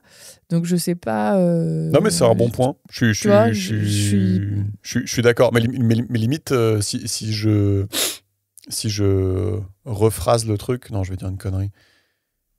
En fait, il y a limite, il y a comme une tranche d'intelligence en fait. Je sais pas, entre 100 et 120 de QI, qui va juste se faire couper complètement l'herbe sous le pied, quoi. Ouais, c'est peut-être ça qu'on est en train de dire, et pas forcément les plus bas qui eux vont trouver encore les QI les plus bas. Enfin, je sais rien, tu vois. Ou alors ça veut dire que ceux qui étaient entre 100 et 120, ils vont du coup choper les métiers des mecs qui étaient. Alors peut-être, du coup, ça je sais pas. Mais j'avoue, j'ai pas donc peut-être on dit de la merde, mais j'ai pas du tout pensé à ça. Ouais. Je buvais ces paroles comme sainte, mais. Moi je suis aussi un peu d'accord avec ce que dit Clem, et aussi sur l'aspect. Moi je suis pas très bon pour me projeter, etc. Je pense que je suis un piètre producteur. Scénariste. Ouais, je suis un piètre anticipateur. Mais en gros, si tu te dis, genre, on invente un outil qui est super intelligent, qui est genre plus pertinent que 99,9% des gens sur tout ce qui est intellectuel, bah du coup, est-ce que c'est pas l'équivalent de dire, en fait, les différences entre les gens, elles deviennent complètement anecdotiques, vu que ce truc-là, il est 1000 fois plus intelligent. Ouais, et du coup, si les différences entre les gens deviennent anecdotiques du point de vue intellectuel, en fait, ça rejoint ce que vous disiez, qui est de dire, on va tous se mettre à faire ce que l'IA ne sait pas faire, les rares trucs que l'IA ne sait pas faire, genre dans le monde physique ou j'en sais rien. Et en fait, ce que l'IA sait faire, donc tout ce qui est cognitif ou intellectuel, en fait, elle sera tellement plus efficace qu'entre moi et genre Einstein, en fait, on s'en branlera de payer plus Einstein parce que de toute façon, j'ai l'IA. Ouais, c'est ça. Non, c'est pas con ce que tu dis. C'est intéressant la façon dont tu le formules. Et du coup, en fait, les teubés, ils seront là et ils auront tous ChatGPT. On sera ken, tu vois. Ouais. Et non, c'est vraiment pas mal. Je suis assez. Enfin, ça me laisse dubitatif. Et juste, je cite une phrase intéressante. Il dit que politiquement, ni à droite ni à gauche, on accepte le discours des différences de capacités cognitives. À gauche, les riches ont eu de la chance ou ils ont triché et les pauvres sont pauvres à cause de conditions extérieures. Donc du coup, les capacités cognitives, c'est pas le bienvenu dans le discours. Et à droite, les différences sociales sont le fruit du mérite des gens. Tu travailles beaucoup et c'est bon. Et donc à droite non plus, les capacités cognitives ne sont pas les bienvenus. Et donc lui, il dit que, selon lui, les différences de QI, c'est vraiment l'alpha et l'oméga de ce qui différencie un élève qui rate sa scolarité d'un élève brillant. Et c'est là où il devient chelou, c'est qu'il dit on refuse l'opportunité et les moyens de combler ces inégalités. Donc en fait, lui, là où il devient chelou, c'est qu'il veut une école ultra pointue où en fait les enseignants sont payés des fortunes et où en fait tu vas enseigner de manière ultra scientifique, ultra méthodique aux enfants pour essayer justement de accroître le QI de ceux qui seraient en retard, si c'est possible. Si j'ai bien compris, c'est que c'est quand même un peu difficile de faire ça. Mais du coup, lui, il est à fond dedans, dans ce truc-là. Et en fait, j'avoue que je comprends pas du tout, parce que, en fait, j'ai l'impression que dans 3 ou 4 ans, tu vas mettre les enfants devant un PC avec une intelligence artificielle, et ça sera un prof, et juste, il va apprendre à l'enfant avec des bêtes d'exemple, des exercices interactifs, il va s'adapter au niveau de l'enfant, il va lui faire revoir ses erreurs, il va faire un truc ultra adapté, vraiment un truc qui sera vraiment customisé au maximum pour développer le cerveau de chaque enfant. Et en fait, pour moi, c'est ça le futur d'ici quelques années. Et en fait, je vois pas trop où est-ce qu'il veut en venir avec ces espèces de profs méga payés qui sont là pour combler le QI des différentes personnes. J'avoue que là, il m'a laissé sur le bord de la route. Mais vous êtes plutôt team moi ou plutôt team Laurent, Alexandre? Sur la deuxième partie de la phrase, je sais pas trop, mais sur la première partie qui est de dire que ce soit à gauche ou à droite, personne n'est intellectuellement honnête ou n'est pertinent sur la thématique des capacités cognitives. Ça, je trouve ça super pertinent. Ah oui, ça c'est clair. Oui. Et je trouve ça cool de le dire, en fait, que c'est pas parce que tu dis que les capacités cognitives, c'est important et que elles sont fortement déterminées à la naissance, que tu souhaites pas compenser les inégalités entre les gens, donc que tu es pas pour de la redistribution ou l'égalité des chances, que tu n'es pas nécessairement de gauche. Et c'est pas parce que même chose que tu dis ça que tu ne crois pas au mérite et que tu ne crois pas à valoriser les gens qui font des choses qui sont positives pour la société. Donc, en gros, que tu sois de gauche ou de droite, on gagnerait tous à être un peu plus apaisés et à être un peu plus réaliste, factuel, scientifique sur cette notion de capacité cognitive et d'intelligence entre les gens. Et par contre, une fois que tu as dit ça, après, qu'est-ce qu'on en fait? Lui, il dit, ce qu'il faut y en faire, c'est faire une école de ouf pour compenser les différences entre les gens. Moi, je pense que c'est intéressant de se dire, il faut essayer de compenser les différences entre les gens pour avoir une égalité des chances. Après, sur comment faire, je sais pas si sa méthode est la meilleure. Tu vois. Ouais, mais je sais pas, moi je vois pas du tout son truc. Moi, j'ai l'impression que juste ça sera l'IA qui va. Oui, je comprends pas du coup quand il dit ça. Parce que, je veux dire, il vient de passer tout le bouquin à dire que l'IA c'était méga stylé, ça allait prendre plein de place et tout. Ouais. Et du coup, tu t'attends à ce qu'ils disent, l'école, elle va intégrer ça. Enfin, ce que tu disais, quoi, elle va intégrer ça, elle va apprendre aux enfants à utiliser et tout et tout. Ouais. Et en fait, il dit non, c'est juste. Enfin, tu vois, j'ai pas très bien compris. Mais peut-être qu'il est pas d'accord avec moi et qu'il se dit qu'en fait, il va y avoir peut-être un ou deux profs hyper intelligents, hyper bien payés qui seront justement en train de chapeauter tout ce système-là d'éducation. Ah, peut-être c'est ça. Ouais. Peut-être, j'ai mal compris. Mais oui, il y aura besoin de moins de profs, mais ceux qui seront là, ils seront très bien payés pour. Peut-être. Mais bon, voilà. Du coup, ça c'est un peu bizarre. Mais donc. Si on met de côté la méthode traditionnelle, donc l'école, c'est quoi du coup l'école transhumaniste, donc il va parler de l'école transhumaniste, c'est l'école où en fait tu vas augmenter, au lieu de payer des profs super chers pour combler l'intelligence et les différences d'intelligence entre les gens, et de toute façon je pense que tu pourras pas la combler parce que si tu mets un mec intelligent devant une IA prof, il va sans doute aller beaucoup plus vite qu'un mec moins intelligent devant une IA prof. Et donc l'école transhumaniste, c'est quand tu fais de la manipulation génétique pour augmenter les capacités intellectuelles des gens.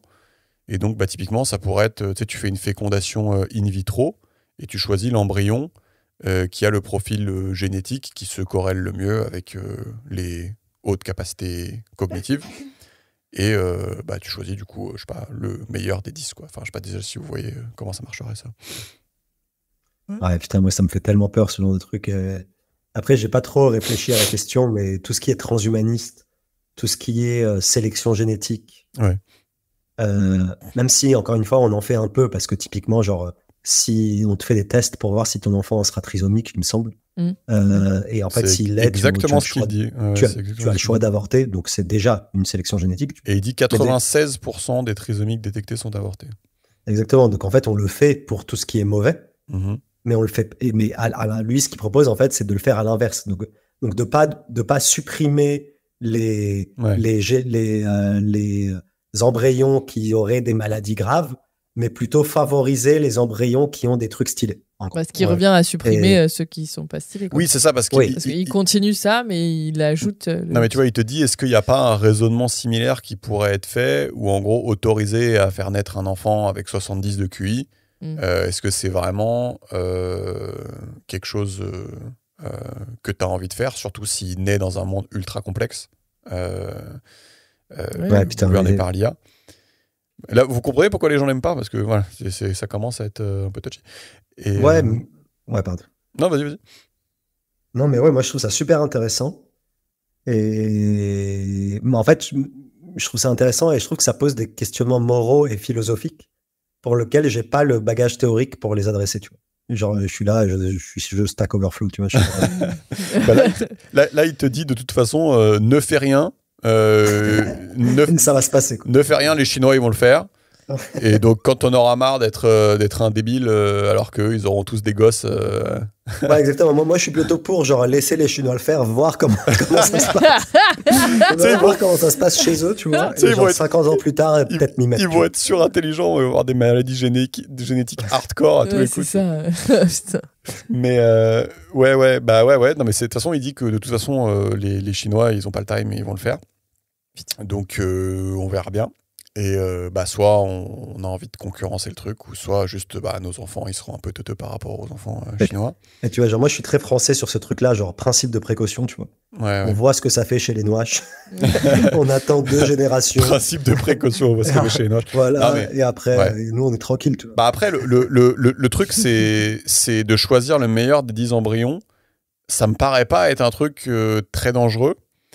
Par contre, tu sais, on avait parlé, et il en parle aussi, c'est hyper intéressant. Mais faites attention, putain, mais Alexa, pour le deuxième enfant, là, il va nous, il va nous crafter, il va nous crafter un bail, ça va être. Ouais, mais je sais, ouais. Non mais typiquement. Mais mec, tu vas sélectionner ton embryon et en fait, ça va être Pascal Pro, tu vois, le son. Ça va être Scalpa, tu seras là, oui, je l'ai sélectionné selon les meilleures techniques. Ça va être Scalpa. Et là, il sera là. Est-ce que vous condamnez les violences? Oui ou non? Et non mais ça, choisir parmi 10 embryons, je sais pas, ça m'a pas l'air d'être un truc de fou, mais par contre, ça m'a pas l'air. Tu rigoles? Non mais ça m'a pas l'air d'être dangereux d'un point. Non mais calmez-vous. Ça m'a pas l'air d'être dangereux au niveau juste danger pour le fœtus. Ah. Oui. Moi, je pense pour l'humanité. Oui, pour l'humanité, si tu veux. On se marre. Non, mais bon, je vois pas comment, mais bon. J'aurais des questions après. Mais par contre, le truc qu'on avait vu là dans Super Intelligence de Nick Bostrom, là où il le cite, c'est-à-dire que, imagine, si tu fais 10 embryons, tu prends le plus intelligent, et avec une technique qui n'existe pas encore, qui n'est pas encore au point, tu fais produire des organes sexuels à cet embryon, pas des organes sexuels, mais des cellules, je sais pas comment on appelle ça, des cellules reproductives. Ouais. Et avec les cellules reproductives de cet embryon, bah, tu le fais réaccoupler avec un autre embryon qui a été sélectionné parmi 10 autres embryons. Ouais, en fait, tu fais de l'IA générative, mais tu fais de l'embryon génératif. Voilà, et tu fais par itération. Et en gros, là, il dit, bah, tu répètes ça sur 5 générations et le gain de QI est de 60 points en moyenne. Tu vois. Et 60 points, déjà, c'est la post-humanité, quoi. 60 points, voilà. Sauf que je me dis que si tu t'amuses à faire ça sur 5 générations, je pense que tu dois avoir des maladies génétiques cheloues, quoi. Ouais, j'avoue. Parce qu'en fait, du coup, c'est des gens qui... C'est que, quand tu dis 5 générations, c'est 5 générations d'embryons, c'est ça, t'enchaînes les embryons et à un moment... Non, mais pas de la même personne, du coup, parce que sinon, oui, sinon, non, j'ai bien compris, sinon pas de la même tu personne. termines comme les rois espagnols avec le menton. Tu fais recréer un embryon à partir de 2 embryons, c'est ça? Je veux dire, les embryons, les premiers, ils naissent pas. Non, mais en gros... Tu prends juste leurs gamètes ou je sais pas quoi, là. En gros... Qu'est-ce qu'il a marqué? Qu'est-ce qu'il a On voit pas, c'est pas grave. Mais on voit, c'est trop loin, on voit pas. Non, mais juste, bon, juste pour ceux qui n'ont pas compris, c'est le premier truc qu'on a dit, c'est que tu choisis le plus intelligent des 10 embryons. On a perdu Georges. Tu choisis le plus intelligent des 10 embryons, d'accord. Bah, imagine juste tu répètes ça sur 5 générations. C'est-à-dire que juste les enfants de tes enfants, ils refont ça, les enfants de tes enfants de tes enfants, ils refont ça, voilà. Bah, si tu fais ça sur 5 générations, ça fait un gain de 60 points de QI sur toute l'humanité. Mais en 50 ans. Voilà, mais du coup en très longtemps. Bah là, ce que Bostrom proposait, c'est de le faire en laboratoire. C'est-à-dire qu'au lieu d'attendre que les enfants soient fully développés... C'est ça que je te demandais. Voilà, bah c'est ça, exactement. C'est juste une technique, le font en laboratoire, pour accélérer le truc, voilà. Ok. Voilà. Et ça, moi, je me dis naïvement que tu dois te retrouver avec des maladies cheloues quand même. Mais bon, c'est naïvement. Donc voilà. Donc il y a ça. Attends, mais j'avais 2 questions par rapport à tout ça. Je me rappelle que de la première. Bah, pose la première. Non, mais c'est encore dans mon truc de l'humanité, machin. Ouais. Mais parce que du coup, si tu fais ça de sélectionner que les intelligents à chaque fois, je parle pas du truc de Nick Bostrom, mais même ça, est-ce qu'il n'y a pas un sacré pas?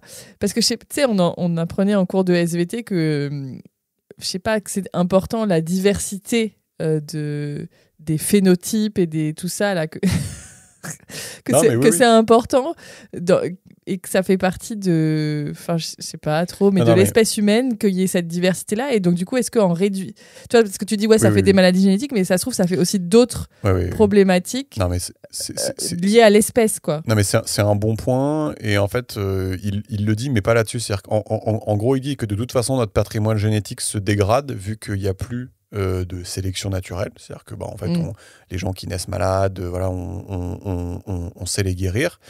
Et donc, en gros, au bout d'un moment, il y aura que des Georges, tu vois. Et donc, il faudra intervenir.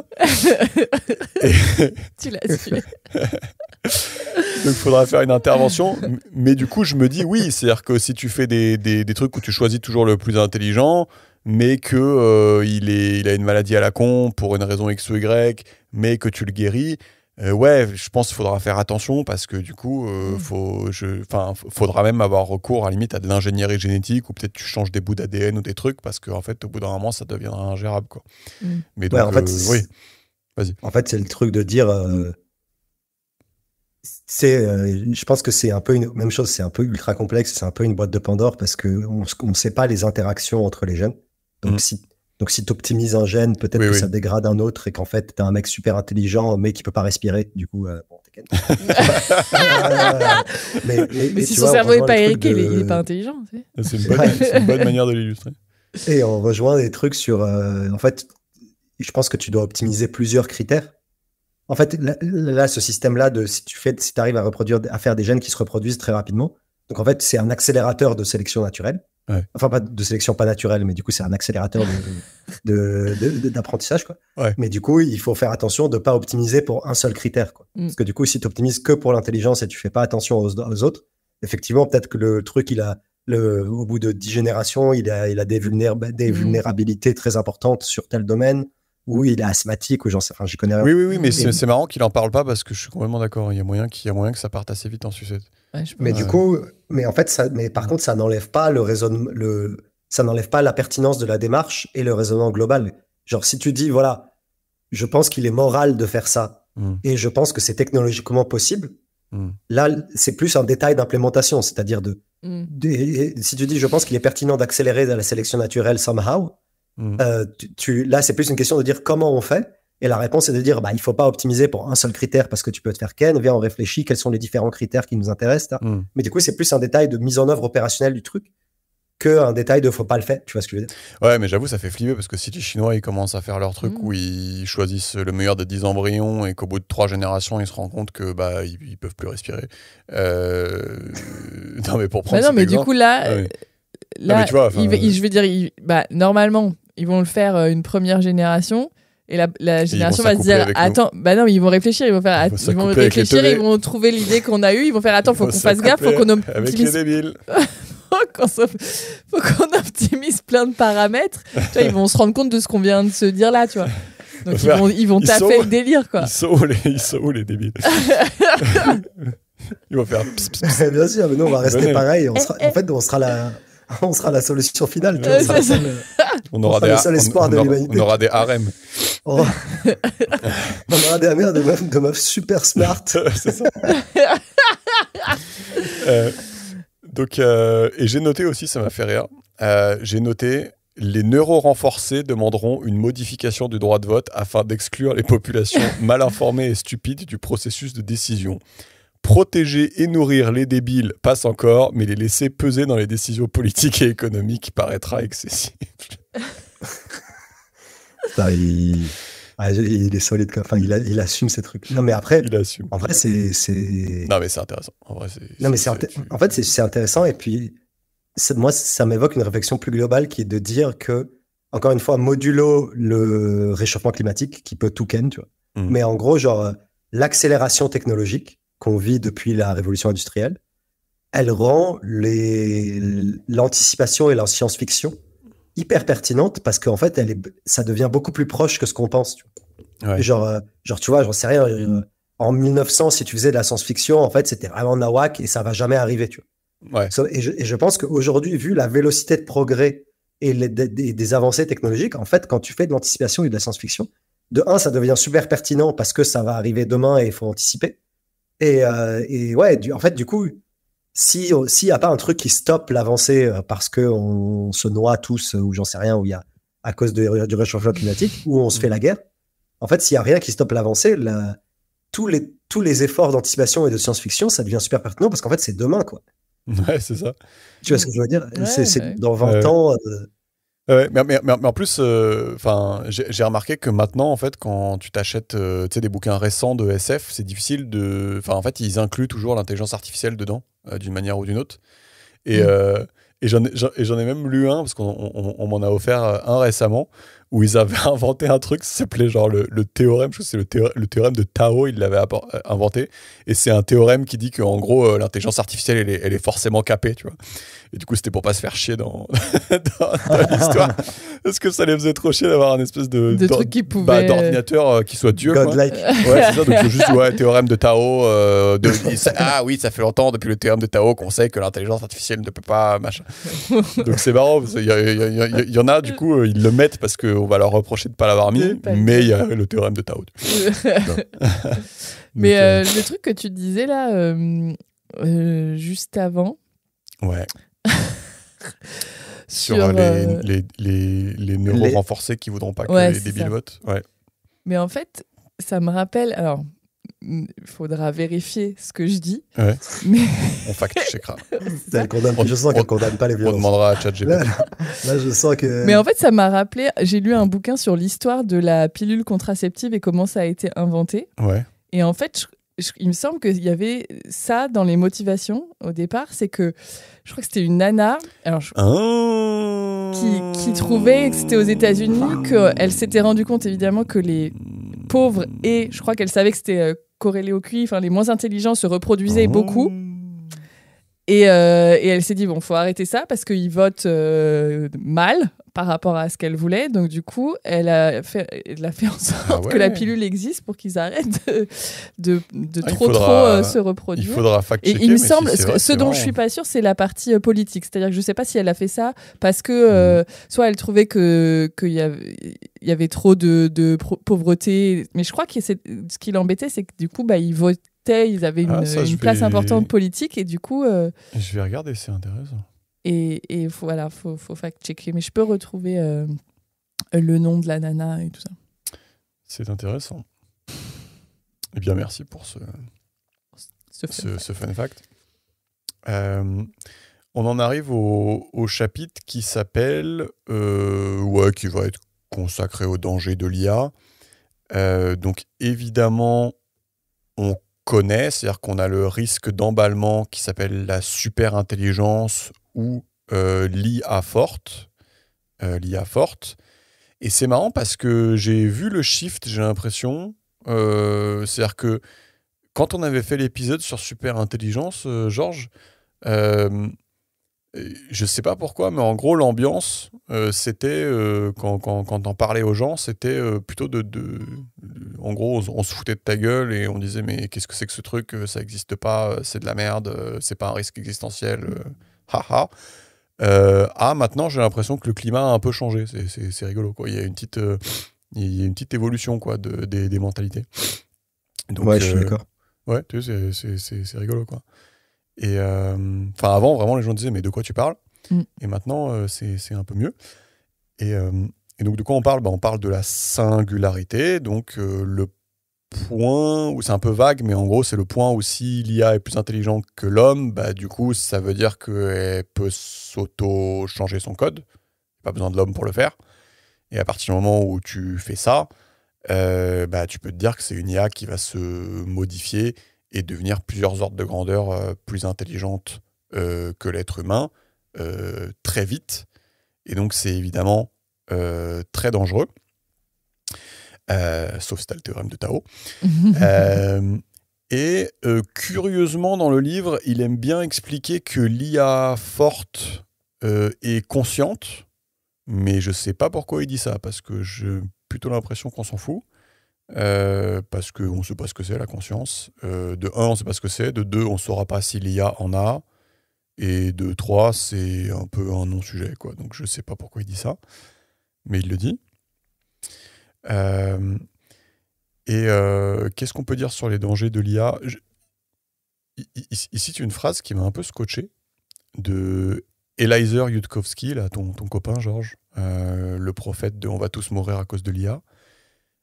Eliezer, il dit « Tous les 18 mois, le QI minimum pour détruire le monde baisse d'1 point. » T'en penses quoi de cette phrase? C'est marrant, non? J'ai pas compris. Le QI minimum pour détruire l'humanité. Ah, vous avez pas compris? Ah, d'accord. C'est-à-dire qu'en fait, il dit que plus la technologie augmente en puissance et en portée, plus il devient accessible au commun des mortels de faire des gros dégâts. Et comme tu as une asymétrie entre réparer les choses et faire des dégâts, forcément, en fait, plus tu inventes des trucs dangereux, plus en fait, tu te rapproches d'un risque existentiel, en fait.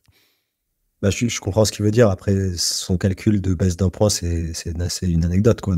Genre, c'est impossible à quantifier, ce truc. Je sais pas, tu sais, Eliezer, c'est le mec du blog Less Wrong. Ah oui. Oui, d'accord. Donc, en gros, alors je suis d'accord. Du coup, il est less wrong, tu vois. C'est une sorte de machine, tu vois. Donc moi, j'ai tendance à lui faire confiance. Ouais. Donc non, mais enfin bref, je pense que c'est un peu clair pour nous, le genre de... Oui, en fait, ça rejoint le bouquin qu'on avait fait sur les risques existentiels où il y avait l'histoire de la boule noire, tu sais. Oui, ça c'est un truc de Nick Bostrom qui en effet explique que en fait on a eu de la chance dans le sens où la plupart des technologies des technologies ultra destructives qui ont été créées comme la bombe nucléaire, on a eu de la chance qu'elles étaient compliquées à utiliser et à récréer. Ouais. Mais à chaque fois qu'on crée une nouvelle technologie, on a le potentiel qu'elle soit ultra destructive et facile à utiliser et à reproduire, quoi. Oui, c'est ça. Et en fait, l'IA, c'est potentiellement ça. C'est potentiellement ça, mais tu as aussi les imprimantes à virus.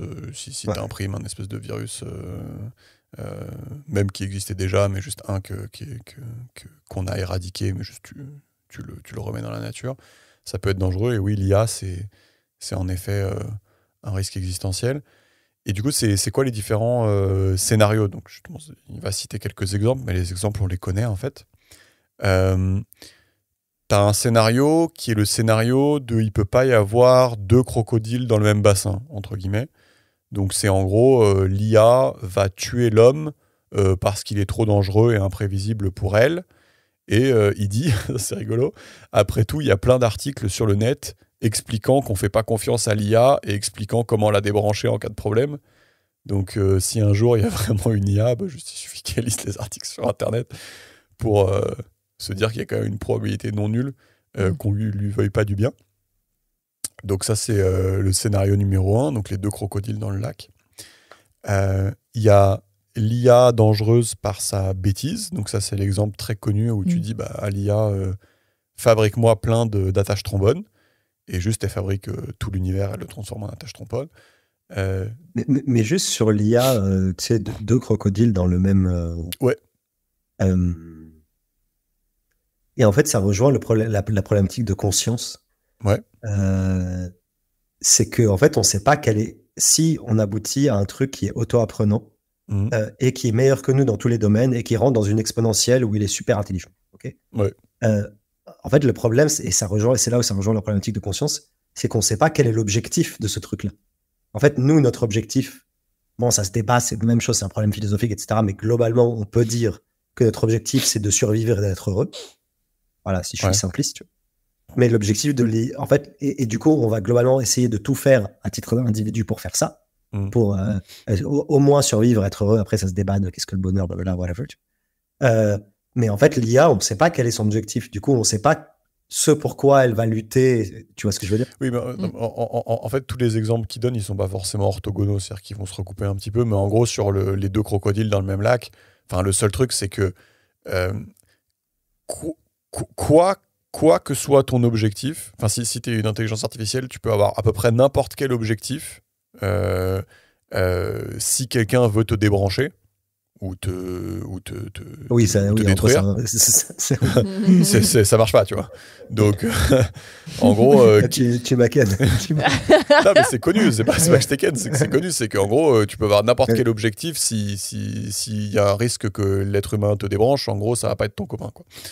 Donc, Mais du coup, ça se recoupe avec le numéro 2, qui est quand même celui d'un objectif teubé, du genre faire fabriquer plein de jus d'orange, et que juste il transforme l'univers en jus d'orange. En fait, oui, le mec qui veut le débrancher, ça reste pas son copain, quoi. Mais donc, tu vois, t'as un vrai scénario qui est l'IA dangereuse par sa bêtise, c'est-à-dire qu'en gros, on part du principe que l'objectif est décorrélé de l'intelligence, ça c'est possible, et voilà. T'as un troisième truc qui est l'IA incompréhensible, c'est-à-dire on comprend juste pas ce qu'elle fait, juste elle est tellement plus intelligente que nous, juste on comprend pas ce qu'elle fait. Ah ouais, j'avoue. Et juste c'est comme c'est comme une catastrophe naturelle, juste tu comprends pas. Oui, d'ailleurs, c'est même très probable qu'on comprenne pas du tout ce qui se passe. Très rapidement. Tu as un scénario, l'IA est J'ai lu la vanne de on peut la dire ou... Non. Non, putain, merde. Du coup, t'as un autre scénario, c'est l'IA est le nouveau chien, le fidèle compagnon de l'homme. Et après, il rajoute ou le fait croire. Entre parenthèses, le film Ex Machina, donc pour ceux qui l'ont vu. Il est trop bien ce film. Ouais, en gros, vous êtes tous obligés de voir Ex Machina et Her. C'est la référence, mais voilà. Donc, du coup, l'IA peut faire croire d'être sympa jusqu'à ce qu'elle ne le soit plus. Tu peux aussi avoir un futur où l'IA est utilisée par des personnes mal intentionnées comme arme de destruction massive, donc soit pour jeter, pour activer les armes nucléaires ou pour faire autre chose. Donc du coup c'est pas, c'est des personnes qui sont derrière le truc, mais c'est pas, c'est quand même grave. Et d'ailleurs on rejoint le truc où on disait tout à l'heure, qu'est-ce qu'il disait ? Il disait que tous les 18 mois, c'est ça qu'il disait ? Non. Il disait tous les 18 mois, le QI minimum pour traiter la planète baisse d'un point. Ok, d'accord. Voilà, on rejoint ça. On a un scénario où l'IA se désintéresse de nous. Donc là, c'est comme dans le film Her. Où dans le film, apparemment, je me souvenais pas, mais l'IA dit il y a une éternité entre chaque mot prononcé par les humains. Donc les humains, ils me font chier. Donc ça m'intéresse plus. Tu as l'IA castratrice. Elle est toujours là, mais c'est l'IA qui commence. Elle est OK d'être avec l'humanité. Elle est OK d'être avec les humains, mais par contre, vous arrêtez vos conneries. Et évidemment, je ne vais pas rentrer dans tous les scénarios de collaboration, d'augmentation, de colonisation de l'univers, de colonisation du métaverse et de découverte de nouveaux horizons. Et... Mais là, il n'y a pas que des trucs badants, quoi. Non, il n'y a pas que des trucs badants. Parce que je croyais qu'on était dans la partie où c'est dangereux. Là, il y a des trucs... tu as les dangers. Il y a les dangers et tu as des trucs où tu peux imaginer des scénarios plus positifs. Mais c'est moi ce qui me fait... Ouais, pardon. Vas-y, toi, ce qui te fait. Non, moi, ce qui me fait bader là-dedans, c'est le côté...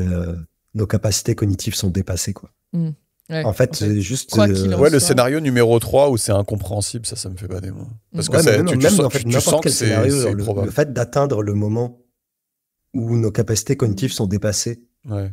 Et à partir de ce moment-là, tu peux inventer plein de scénarios, genre est-ce qu'on se branche des trucs pour essayer de collaborer avec le truc qui est super intelligent, est-ce qu'on se branche pas des trucs, mais du coup on comprend pas ce qu'il fait, est-ce que tu vois, en fait, quoi qu'il arrive, genre si on a un écart super élevé entre une intelligence et nous, ou entre quelque chose qui émet des outputs, donc des sons, des images, des trucs, et nous, en fait, ça n'est jamais arrivé. Parce qu'on a aujourd'hui des machines qui ont un écart super élevé, mais sur un domaine, tu vois. Genre une grue, c'est un écart super élevé avec moi, avec mes biceps, tu vois. Mais quoique. Non, quoique. Mais tu vois, mais bon, la grue, dès qu'il s'agit de jouer à Super Smash Bros, tu vois, elle sait pas faire. Il n'y a plus personne, quoi. Mais tu vois, en gros, je trouve ça super flippant.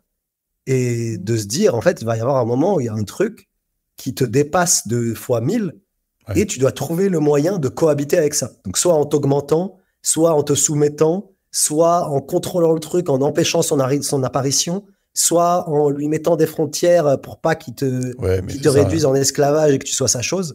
Enfin, genre, quoi qu'il arrive, je trouve que ce moment-là, il est super. En fait, je suis pas sûr que j'ai envie d'aller là-dedans, tu vois. Après, il va falloir y aller parce que les Chinois, ils vont y aller. Eux, ils se posent pas la question quand ils sont là. Les Chinois, mais non, mais les carrés aussi, ils vont y aller. Mais genre, il va falloir y aller parce qu'on n'a pas le choix. Mais en fait, à titre personnel, si j'avais le choix, j'irais pas là-dedans, quoi. Ouais. Mais oui, mais moi, je pense que c'est ça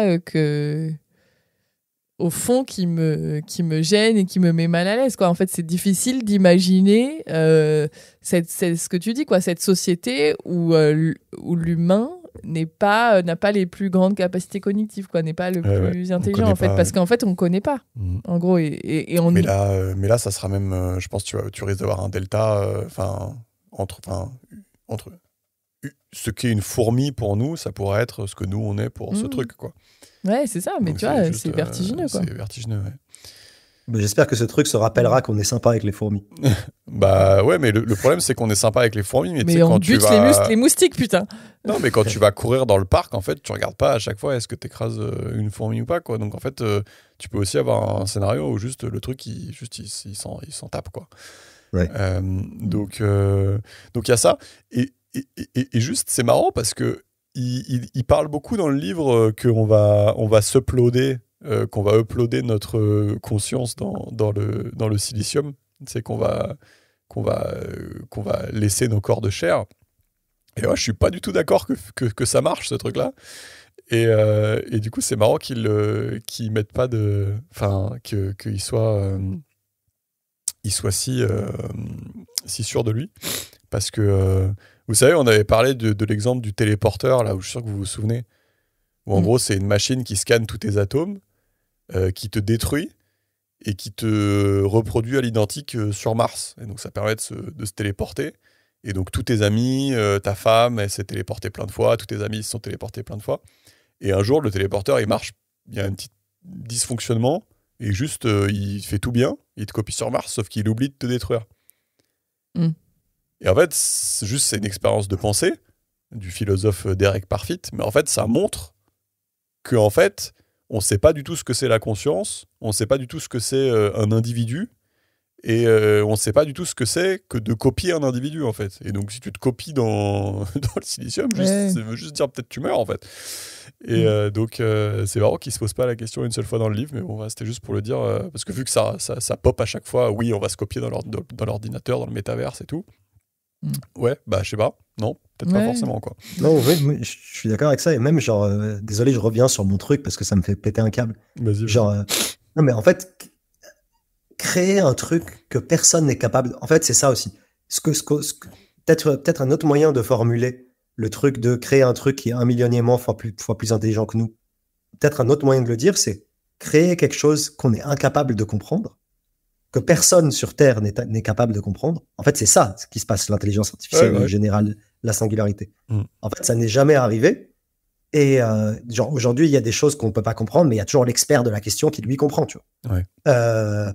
Et en gros, genre, créer des. Je sais pas si on en. Enfin, encore une fois, moi, à titre personnel, j'ai pas envie de créer un truc que personne sur Terre n'est capable de comprendre, tu vois. Ouais. Et qui est capable d'avoir une influence majeure sur le quotidien des gens, tu vois. Ouais. En fait, c'est ça. Genre, je trouve une manière simple de le formuler, c'est ça, quoi. Genre, on est en train de créer un truc que personne, aucun individu jamais ne sera capable de comprendre. Et qui a potentiellement une influence majeure sur l'avenir sur l'humanité et sur le quotidien des gens. Et en fait, genre, je pense, si on faisait un référendum, genre, est-ce que tu veux créer ce truc, est-ce que t'as pas envie? Genre, les gens, ils ont pas, je sais pas, on n'en a pas nécessairement envie de créer ça, quoi. Ouais. Tout à fait d'accord. Et mais le truc, c'est qu'on a répété plusieurs fois que si on le fait pas, quelqu'un d'autre va le faire, mais j'avais entendu, je crois que c'est un des anciens dirigeants de Google, il avait fait la remarque que, tu sais, pour faire ces intelligences artificielles, tu as besoin de NVIDIA, donc ça, c'est les Américains, et tu as besoin de TSMC, qui est à Taïwan, et ça, c'est les Chinois. Et donc, en gros, il avait dit, si on voulait arrêter, en gros, il suffirait de dire, vous avez TSMC, nous, on a NVIDIA, donc tant qu'on n'a pas atteint un accord, on fait rien. Et donc c'est marrant parce que c'est la première fois que j'ai entendu quelqu'un dire un truc pas trop con où en gros si on veut mettre pause, c'est possible en fait.